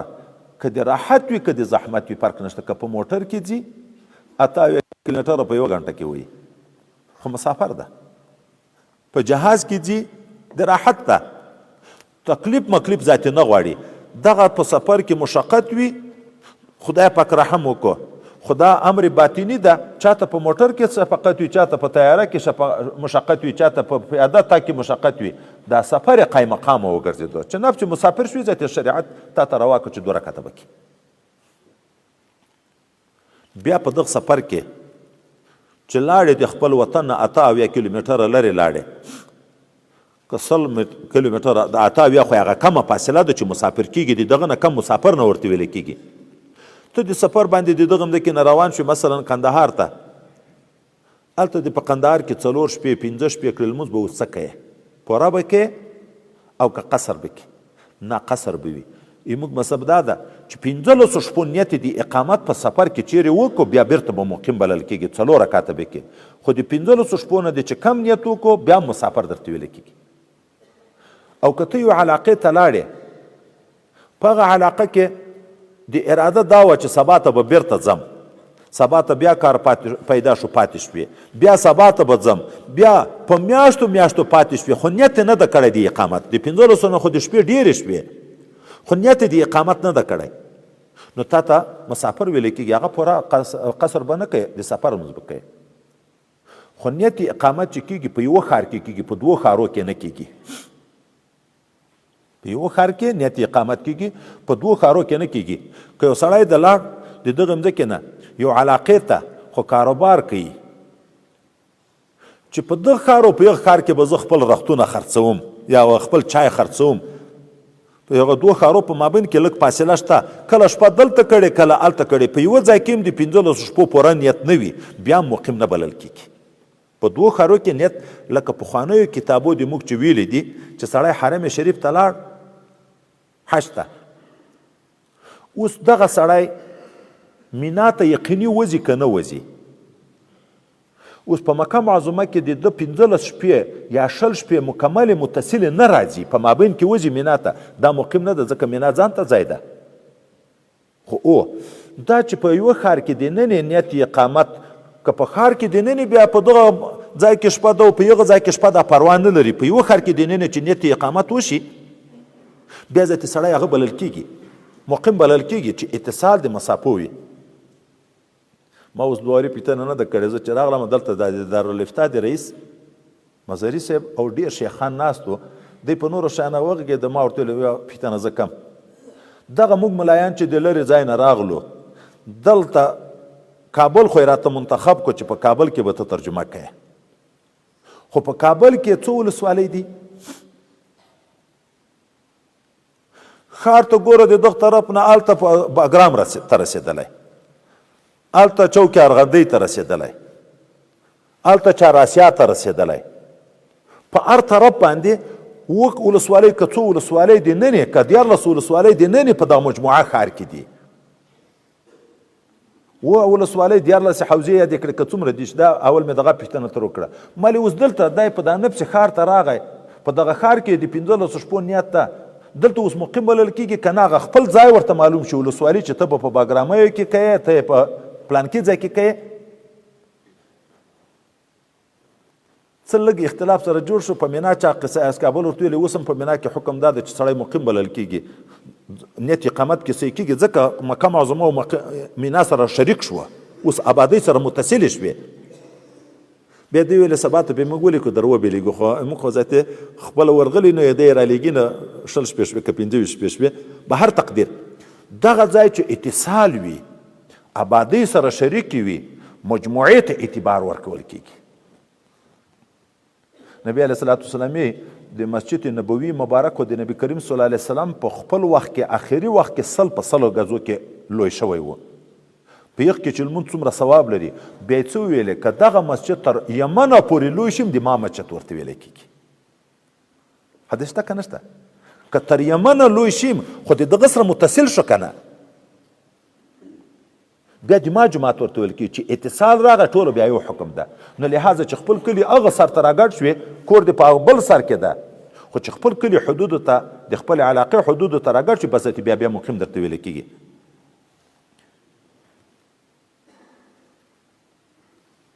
د دښمن علاقې ته تللي پیغمبر علیه الصلاة والسلام او صحابه مبارکین د ماسپښین لمونځ یې وکړو. کافرانو چې بعضې ولیده نو وروسته یې لاسونه ټکول څه موقع د لاسه رانه ووته.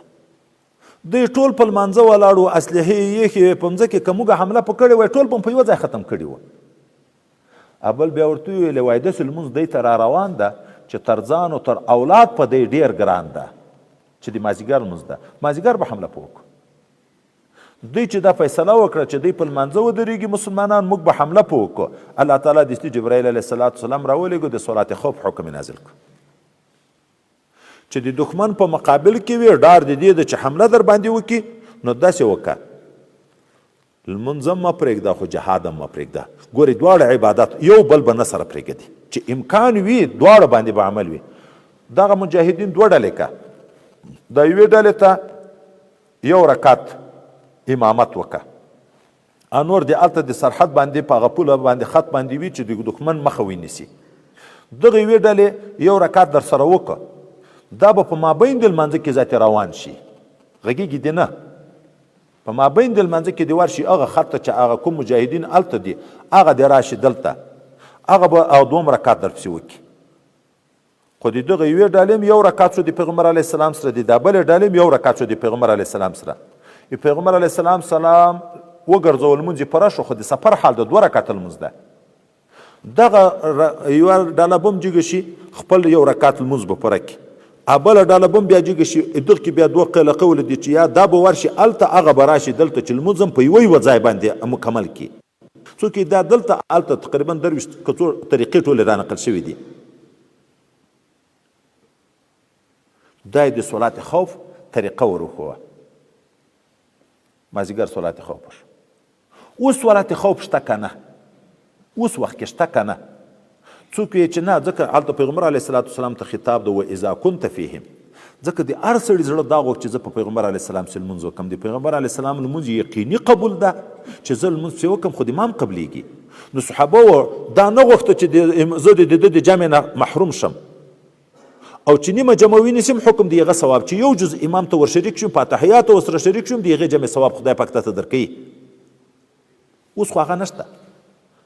لیکن حکم دا ده چې نه دا حکم مختص په پیغمبر علیه السلام پورې نه ده دا خو هسې قید واقعي د پیغمبر علیه السلام کې موجود و دا راغلی که نه د نبي علیه السلام نه بعد صحابه او صلات خوفونه په خپل خپل وخت کې کړي دي. حتی کابل حضرت عبدالرحمن ابن سمره رضی الله عنه په مشرۍ د حضرت عثمان ذی نورین په دور کې فتح شوی په هغه وخت کې دلته د صلات خوف کړی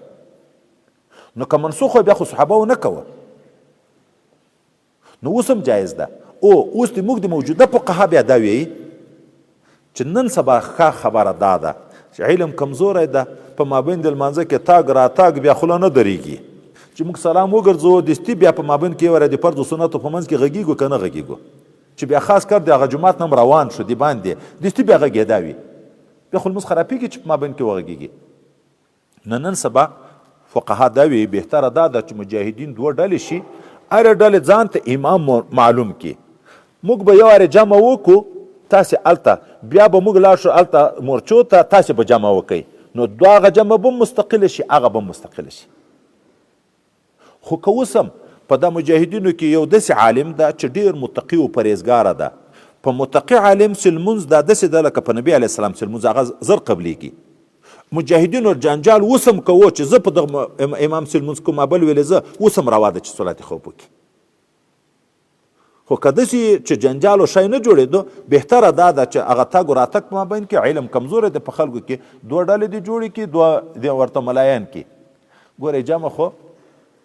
چې نفس قرآن عظیم شان الفاظ په صحیح طریقه ویلی شوی لمونځ ذاتې پسې صحیح ده مولیتوب نه غواړي موږ خو داسې ټکه رالوېدلې ده چې 100 امیان په یوه کلي کې هلته خو یې غټه ویې په ملایانو باندې خو چې په یوه حجره کې 100 امیان ناست وي جمع تر تېره وي د لمانځه وخت راشي هر سړی ګوښه ګوښه ودرېږي د جمع سړی نه وي چې په 100 کې یو مخکې شي او نبی علیه السلام خو وی چې 2 نفره یې په جمع لمونځ کوئ چې 3 یې په جمع لمونځ کوئ صرف هغه لمونځ سره تېر کړئ چې د چا له ښځده وه هغه دې بخته شي جمع خو به نه پرېږدي ولې ثواب یو په 25 یو په 28 په 2 خله روایت راغلی دی د دنیا روپۍ چې په 25 بدلیږي په 28 بدلیږي ټوله ورځ ورته انتظار کوو هغه ستړی تېروو که نه تېروو چې 28 روپۍ وګټم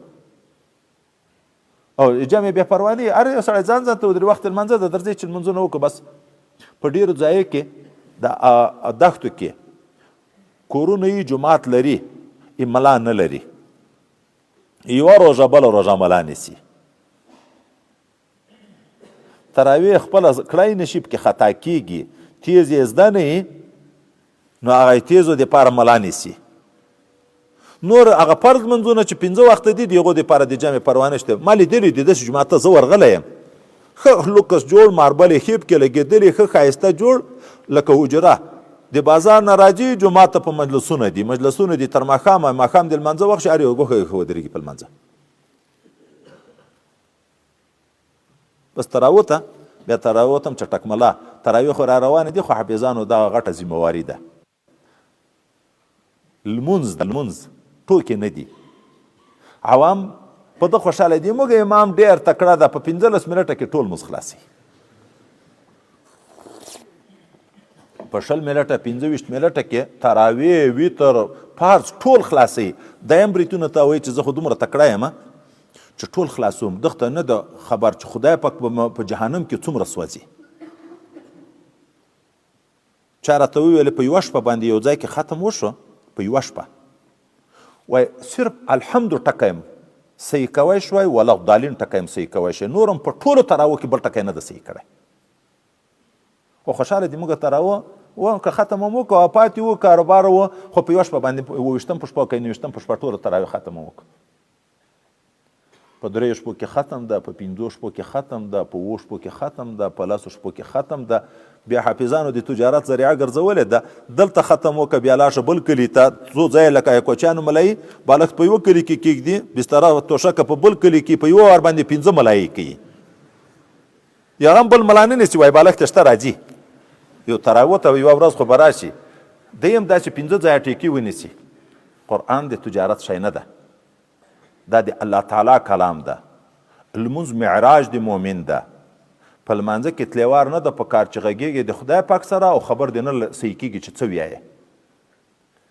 موږ ته حکم و چې نیشه دې وکړه شراب دې وچکل شراب حرام لیا نه و خو په یوه ټکي کې امام خطا شو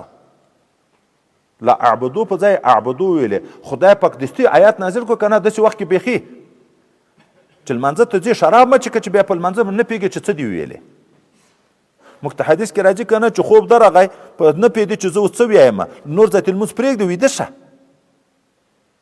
تهجد پرېږده ثواب په دغه نه ګټل کېږي قرآن عظیم شان ویایې هغه وخته پورې ویایې تلاوت چې زړه دې په مینه کوي خو که تنګ شوې ودرې سپارې ته څو پاڼې پاتې دي بیا لږ ویایې بیا سپارې ته څو پاڼې پاتې دي لکه سپاره فرض د پوره کوي چې بیا هغه رانه ختم رانه پاتې کېږي قرآن شریف نه ختمېږي پروژه کې رب قارئ یقرأ القرآن والقرآن یلعنه خدای مو دې وساتي ډېر قاریان قرآن وي قرآن په ده لعنت وي داسې عبادت چې په تنګ زړه وي خدای قبلوي نه نو تراویح لمونځ ده لمونځ قیام اللیل من قام رمضان ایمانا و احتسابا غفر له ما تقدم من ذنبه او كما قال عليه الصلاه والسلام من قام خدا من ټوله شپه به په تیری 2 سپارې قرآن شریف یې 3 سپارې قرآن شریف په ګنټه په 15 پاو کې ټول خلاصیږي نو احتیاط پکار د بهر تقدیر نو و اذا كنت فيهم کله چې ته په دوی کې موجود وي فاقمت لهم الصلاه تا ودره و د دوی دپاره لمونځ فلتقم طائفة منهم ودي دريږي یوه طایفه د دوی نه معک د تا سره وليأخذوا اسلحتهم خو په لمانځه کې دې نه هم اسلحه دې نه ږدي تیاره دي ورسره ولې کله ناڅاپه حمله شروع شي تا سره به اسباب دستي موجود وي. فاذا سجدوا چې دغه یوې طایفې د تا سره سجده وکړه فلیکونو من ورائکم دا د لاړ شي شاته ولتأتي طائفة اخرى هغه بله طایفه دې راشي لم یصلوا چې تر اوسه یې لمونځ نه ده کړی فلیصلوا معک هغه دې بیا دا بل رکعت یې تا سره وکړي. دواړه ډلې به هم په جهاد کې لګیا وي هم به لمونځ په جمع وي، هم په جهاد هم په لمانځه دواړه عبادت یو بل به نه سر پرېږدي. خو ولیأخذوا حذرهم دا دې خپله بیداري ونیسي و اسلحتهم اسلحه دې خپله ونیسي د ځان سره. ولې ود الذین کفروا خوښوي هغه خلک چې کافران دي لو تغفلون ان تغفلون چې تاسې غافله شئ عن اسلحتکم د خپلو اسلحونه و امتعتکم د خپلو سامانونه فیمیلون علیکم میلة واحده چې بیا حمله وکړي په تاسې باندې په یوه وار حمله کولو باندې. نو مه غافله کېږئ، اسباب مه پرېږدئ، تیار دي، اسلحه در سره موجود دي، لمونځ کوه. خو کله به داسې پېښه وي باران ده اسلحه لندېږي، مریض د سړی په لمانځه کې اسلحه کمربند ځان سره نشي ګرځولی، بیا خدای پکې خیر پروا نه لري اسلحه درته کېږده خو بیدار زیرک به اوسېږي. که حرکت یې ولیدي کافر د طرف نه چې را روان ده بس دستي به لاس کوي حملې اسلحې ته. حضرت پیغمبر صلی الله علیه وسلم او مسلمانان ګډ دي، بیا راغله د دې ونو بیخته به سره ټیټ شوه د خوب دپاره. پیغمبر علیه السلام ګوښې ونې بیخته ده، دا نورو صحابه ځان ته دي. پیغمبر علیه السلام اسلحه وزړوله، توره یې راوزړوله، په ونه پورې ویده شو. هلته یو مشرک ولید چې پیغمبر علیه السلام ګوښی ده، یو قول یې داسې کړی ده وایي د پیغمبر علیه السلام او د صحابو په منځ کې سیلاب راغی. هغه چې موقف ولیده چې اوس سیلاب ده انور ورته راتلی هم نشي، نو راغی د پیغمبر علیه السلام سر ته ودرېدو، توره یې په لاس کې چې اوس به دې څوک رانه خلاص کړي. پیغمبر علیه السلام ورته ویل الله. دلته دوه خیله واقع بخاري شریف کې چې دغه واقع راځي چې دی ویده و راویښ شو، د ده توره یې رایستلې وه چې څوک به دې رانه خلاص کړي. ده ورته ویل الله تعالی والله یعصمک من الناس آیات هم وروسته بیا نازل شو د دغه نه بعد. او دلته دوم قول داسې را نقل کړی د هغه نور ملګري مو کافران، دی راغه چې بس ګوښی د زه یې وژنم، توره یې خپله ورسره ده، لوڅه توره ده، ورته راغه چې څوک به دې رانه خلاص کړي. وایي الله تعالی د توره جګه کړه چې اراده یې دې ویله وکړه، دی په ځان نه یم پوه شوی، هغه خپلو ملګرو ته بیا وروسته حل وي دغه دې ولې په مابین کې لکه څوک مې چې داسې ویني چې پړ مخې وغورځولم، توره هلته رانه ولوېده. توره پیغمبر علیه السلام رانه واخیسته چې تا به څوک رانه خلاص کړي. وایي ما ویلې زه خو څوک نه لرم چې خلاص مې کړي. نبی علیه السلام معاف کو، دی ورته ته تر ما خیر یې، ولې ما که وس در باندې رسېدلی وای ته خو مې نه پرېښې، خو تا وس را باندې برم شو پرېږدې. خو نبی علیه السلام یې زه لایق په دغه نیک اخلاقی یم تر تا، ته کافر یې، زه مسلمان یم، مسلمان به نیک اخلاقی، هغه به د ترحم ولا یې د شفقت ولا یې. نو الله وی که د عذر د وجې نه توره کېږدي پروا نه لري، خو بیدار به اوسې. ولا جناح علیکم نشته څه ګناه وبال په تاسې باندې ان کان بکم اذن که چیرې وي په تاسې پورې څه ضرر تکلیف من مطرن چې هغه باران عبارت ده او کنتم مرضا یا مریضان یې ان توضعوا اسلحتکم چې تاسې کېږدي اسلحه خپله پروا نشته، خو وخذو حذرکم نیسئ اسباب د بیداري خپل، متوجه به اوسئ د متابعې د دښمن دپاره. ان الله اعد للکافرین عذابا مهینا بېشکه الله تعالی تیار کړی د کافرانو دپاره عذاب سپکوونکی. فاذا قضيتم الصلاه فاذكروا الله قياما وقعودا وعلى جنوبكم. اوس صلات خوف ته نیم په ملا پسې نیم ګوښی په مابین کې تاګ راتګ هر څه وشوه. خو لمونځ څه آداب لري، قبلې ته به مخامخ یې شرایط لري، خبرې نه شي پکې کړی دا نه شي کړی. لمونځ خو دې وکړو په تکلیف، خو ذکر نه خو نه یې منې په هر حال کې قبلې لوری نه ده پکې شرط، اودس نه ده پکې شرط، چې لمونځ دې وکړو فذکروا الله قیاما بیا یادوئ الله تعالی په ولاړې باندې وقعودا په ناستې باندې وعلى جنوبکم په خپلو اړخونو باندې. او عمومي مفسرین وایي د انسان عمومي احوال دغه دي، خو یا ولاړ وي یا ناست وي یا پروت وي، نو معلومیږي الله تعالی د موږ نه په هر حال کې ذکر غواړي. فاذا اطمأننتم کله چې د دښمن د ډار نه په امن شوي فاقیموا الصلاة بیا سم قایموئ لمونځ سم ادا کوئ لمونځ بیا په منځ کې تګ راتګ مه کوئ صلات خوف خو د عذر د وجې نه ده چې اطمینان حال وي د ډار حال نه وي بیا په لمانځه کې تګ راتګ دا شیان مه کوئ ان الصلاة كانت على المؤمنین کتابا موقوتا بېشکه لمونځ په مؤمنانو باندې فرض کړی شوی ده خو په معلومو اوقاتو کې د هر لمانځه خپل وخت ده د سهار چې سپېدې وچاودي د لمر ختو تر وخته دا وخت سهار ده خو بهتره وخت نبی کریم صلی الله علیه وسلم نصف اول چې تیر شي د وخت دلته ذاتي لمونځ کوئ اسفروا بالفجر فانه اعظم للاجر لمر کې رڼاوالی کوئ اوس نن سبا تقریبا نیمه لیانۍ چې اذانونه شروع شي او موږ او تاسې لمونځونه چې کوو تر ګنټې زیات وخت تیر شي خو نیمه ګنټه لا نوره پاتې وي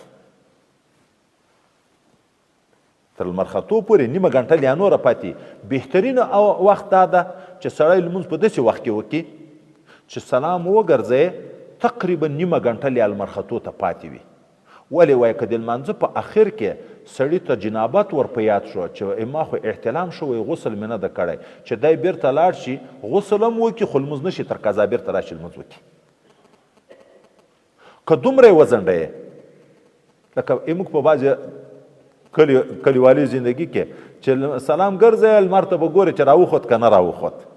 بیا دغه کېږي چې سړی بیا د غسل هم وکړي بیا په خپل وخت کې لمونځ وکړي بیا اودس نشي پکې کړی غسل خو څه کوي چې غسل پکې وکړي ماسپښین دغسې د زوال نه نیولې تر 2 چنده پورې چې د موږ په مزه باندې خبره رسیږي خو بهتره دا ده چې اول مثل کې چې اول مثل یا نه پوره شوی په دغه وخت کې لمونځ وشي چې د اختلاف نه وتلی مازدیګر بهتره دا ده چې د 2 مثل نه بعد په 2 مثل کې نه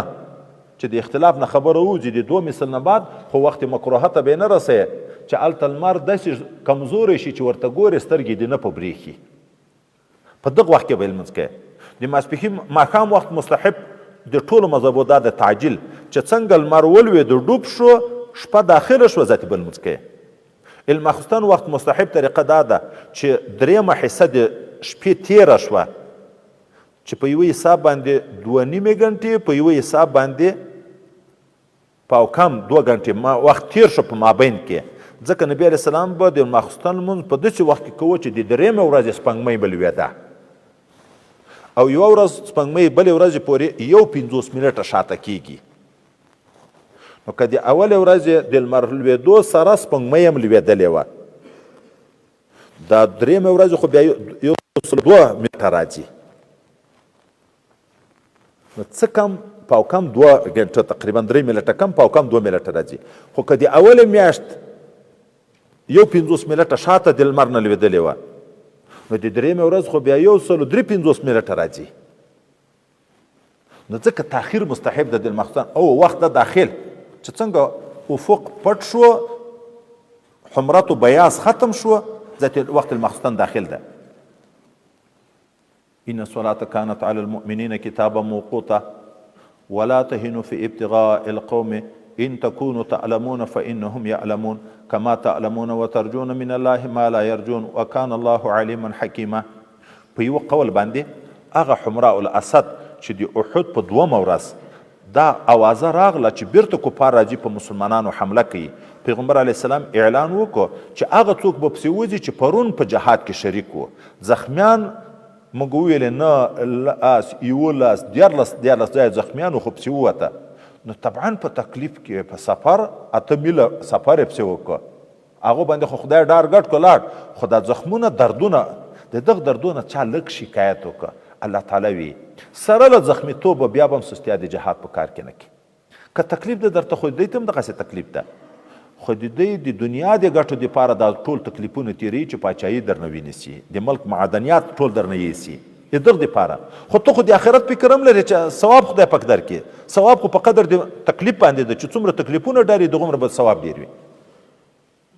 ولا تهنوا في ابتغاء القوم سستی مه کوئ بهمتي مه کوئ ای مؤمنانو په طلب د تعقیب د جنگ د کافرانو کې ان تکونو تعلمون که یې تاسې چې دردمن کیږئ فانهم یعلمون کما تعلمون دیم دردمن کیږي لکه تاسې چې دردمن کیږئ خو وترجون من الله ما لا يرجون تاسې بیا الله ته د هغه ثواب امید لرئ چې دی نه لري ځکه بله ورځ موږ ویلې ورابطو صابرو په صبر کې تر دوی غالبه شئ. وکان الله علیم حکیمه، دا الله تعالی علیم او حکیم ذات.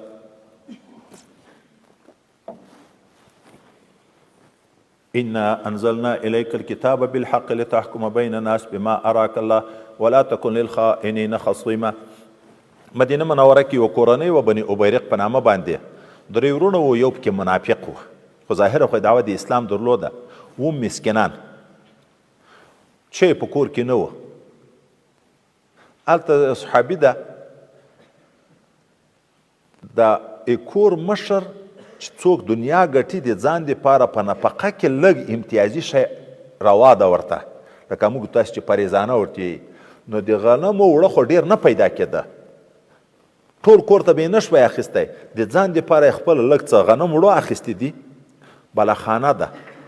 په یخ کې هغه ایښي دي، خو زغرې اسلحه هم هغه ګونۍ کې ورسره ایښې ده. د شپې دغه بني ابیرق پسې راغله بلاخانه یې، خو د هغه وخت بلاخانې یې داسې پخې کیسې خو نه وې، خو د لرګیو په سر باندې به کوټه جوړه کړې وه، سروه یې کړه، هغه ګونۍ یې وړه، اسلحه یې وړه، وړه یې وړه. سهار دا سپین ږیری خپل وراره ته ویې چې داسې چل شوی ده، ته وګرځه تحقیق وکړه که دا شی دې پیدا کړي. نو چې لاړه دغه اوړه چې کوم طرف ته توی شوي دي خط کور ته سره ورسېده، خلکو هم ورته ویل یاره دی غلا کړي دي، ځکه د دوی په کور کې شی نشته، خو نن شپه یې اور بل و، مړه یې پخوله. چې هغه یې راوغوښته، هغو یو بل پاک سړی متهم کړ چې نه دا پلانکي وړي دي، ما نه دي وړي. هغه چې خبر شو توره یې راوړه چې قسم دی یا به یې راباندې ثابتې یا د سر پرې کوم. ده ورته ویل لرې شه ته خو مې نه یې ښوولی. دغه مشر صحابي د خپل وراره حضرت ابو قتاده ته وویل چې ورشه پیغمبر علیه قتاده ته چې ورشه پیغمبر علیه السلام ته دا حال ووایه چې هغه اسلحه دې راکړي وړه دې خوړلي پروا نه لري. هغه لاړ پیغمبر علیه السلام ته ویلې چې بني ابیرقو د ما د تره نه زغرې او وړه دې خوړلي وي، خو چې اسلحه بیرته راکړي. دا قومیت نه دا ډېر بد شی ده. حق و ناحق اکثره خلک نه ګوري. دا چې اوس غلا په ثابت شو بیا خو موږ تایپي بدنامي ده، دا خپله تایپه یې سره یو ځای شوه. درځئ ور به شو پیغمبر علیه السلام ته، هغه خوش باوره ده، نیک خلک د سړي خبرې ته ګوري، غوږ نیسي. نو چې ډېر ورته وغږېږو بیا خو یې خود مني. ورغله هلته یې ورته ویلې دا موږ په کلي کې یو ملنګان خلک دي، صوفیان خلک دي، دوی په یغو د غلات لګولی ده، او هغه خو ډېر پاک خلک دي. بیا دا صحابي دا خپل وراره ته وي چې ته ورشه. نبي علیه السلام خو دوی ورغوښتي وو چې څه یې وکړه. چې دی ورغی نبي علیه صلات وسلام ته چې اوس څه وشو، هغه زغرې راوړې نه یې راوړې، وړه دې ورپاتې. حضرت پیغمبر علیه السلام لږ سخت الفاظ ورته ویلې، تا په کلي کې هغه پاک خلک، مسکینان، غریبان، صوفیان خلک متهم کړي دي په هغه باندې، په غلا باندې. ټولو کلیوالو یې صفایي بیانوله، شاهدي دي هغه په اور کې، تا داسې سړی څنګه متهم کوه؟ نو دی چې راغی ډېر خفه، دا تره یې هم ډېر خفه شو چې نبي علیه السلام اوس د موږ نه ګیلمن شو. الله تعالی آیتونه نازل کړه چې ما تا ته قرآن نازل ده چې د حق فیصلې به کوي، د خائن ملګرتیا به نه کوي. هغه خائنین دي، غلا رښتیا په دوی کې ده. خو ده ته د چې سخت الفاظ ویلې، د دغه مغفرت وغواړه د الله نه، چې الله په دغه باندې ناراضه کېږي چې غریب طالب ته خوش کې کوي او خان صاحب پرېږدي چې چا جرم کړی هغه باندې کار نه لري. هغه چې خبر شو چې آیتونه نازل شو، خدای حال کاره کړه، هغه چې کوم خبیث و منافق و وتښتېد د مکې معظمې ته. هلته یې سلافه په نامه یوه کونډه وه، مشرکه د هغې کره یې واړول. بیا حضرت حسن اشعار چې جوړ کړه، سلافې ته یې په اشعارو کې ویلې وایي داسې سړی درغی چې سهار به د خپل کوناټي سره جنګي، یعنی هغه به اتا په عورت هم سرپه نه کوي،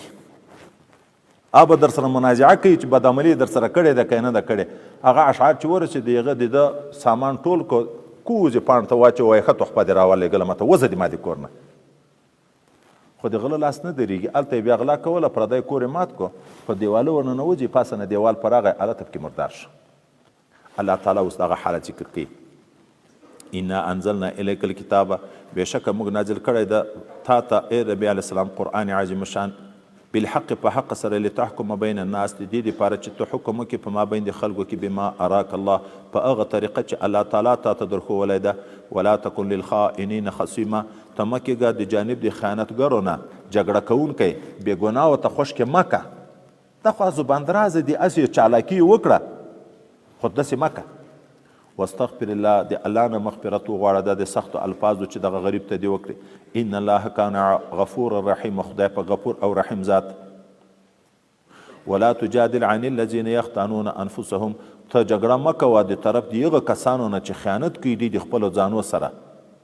ان الله لا يحب من كان خوانا اثیما بېشکه الله نه خوښوي هغه څوک چې ډیر خیانت کوونکی او ګنهګار وي اوس دوی دا تربرو ولې دا وکړه چې په خلکو کې د موږ عیب لوڅ نشي الله تعالی وی د خلکو نه حیا کوي عیب پټوي د الله نه حیا نه کوي ولې الله تعالی په دې باندې علم نه لري ګناه کوي الله یې ویني د هغه نه حیا نه کوي خو د خلکو نه شرمېږي هغو ته بیا په دروغو باندې جوړوي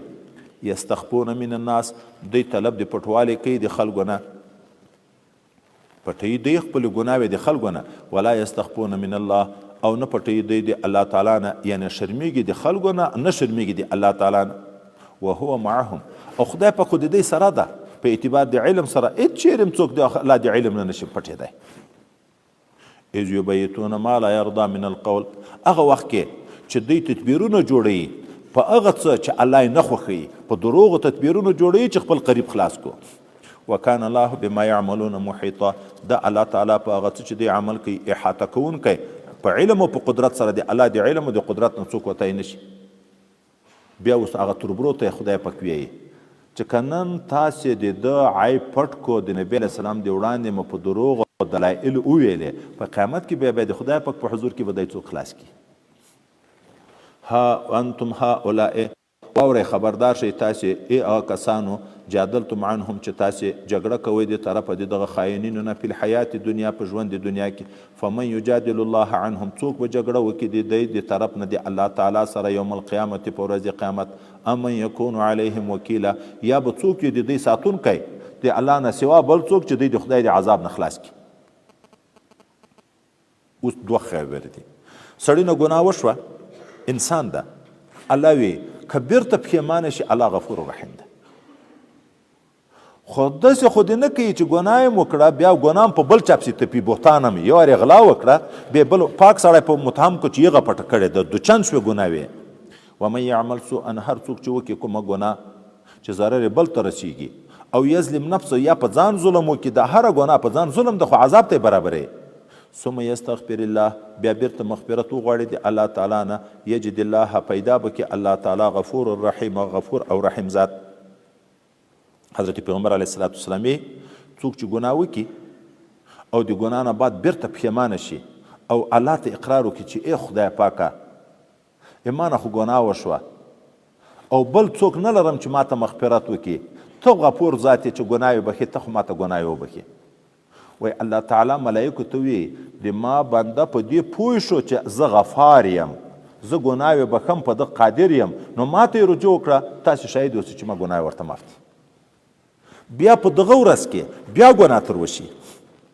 ګورې د الله رحم ته وګوره بیا ګناه تر وشي بیرته انسان د پښیمانه شو په رښتیا پښیمانه شو د دروغو توبه نه ای الله ایمانه خو بیا جرم وشو خو بله ځای د پناه خو زه نه لرم بله درګاه خو نه لرم ای الله ته راته مغفرت وکړې وای الله بیا وی چې ما بنده نه ګناه وشوه خو په دې پوه شو چې زه مغفرت ورته کوم ما معاف کړې که په ورځ کې اویا وارې ګناه تر وشي خو چې په هر وار په اخلاص باندې توبه وباسي اخلاص توبه دا ده چې په تیر عمل پښیمانه شي خفه شي چې دا څه بد رانه وشوه او د آینده دپاره نیت وکړي چې بیا یې نه کم په خوله استغفار وی درې سره شیان چې جمع شي نو دغه د اخلاص توبه وی دا اویا وارې که ګناه وشي الله یې معاف کوي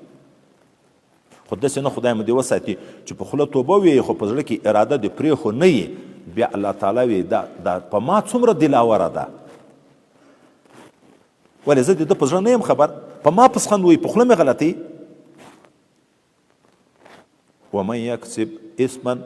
څوک هم چې ګناه وکړي فانما یکسبه علی نفسه دغه انسان ګناه کوي په ضرر د خپل ځان باندې وکان الله علیما حکیما خدای پاک علیم او حکیم ذات ومن یکسب خطیئه هر څوک چې وکړي یوه ګناه وړه او اسما یا لویه ګناه ثم یرمي به بریئا او بیا متهم کړي په دغه ګناه بل څوک پاک فقد احتمل بهتانا و اسما مبینا په تحقیق سره بار یې په خپل ځان باندې ډېر غټ دروغ او ګناه کاره دا خو دوم جرم وکړه.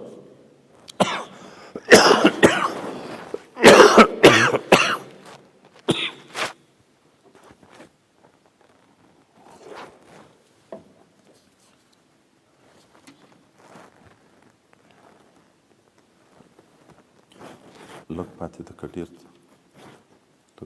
وقفه به پکې وکړو 2 منټه به پکې وګرځو چې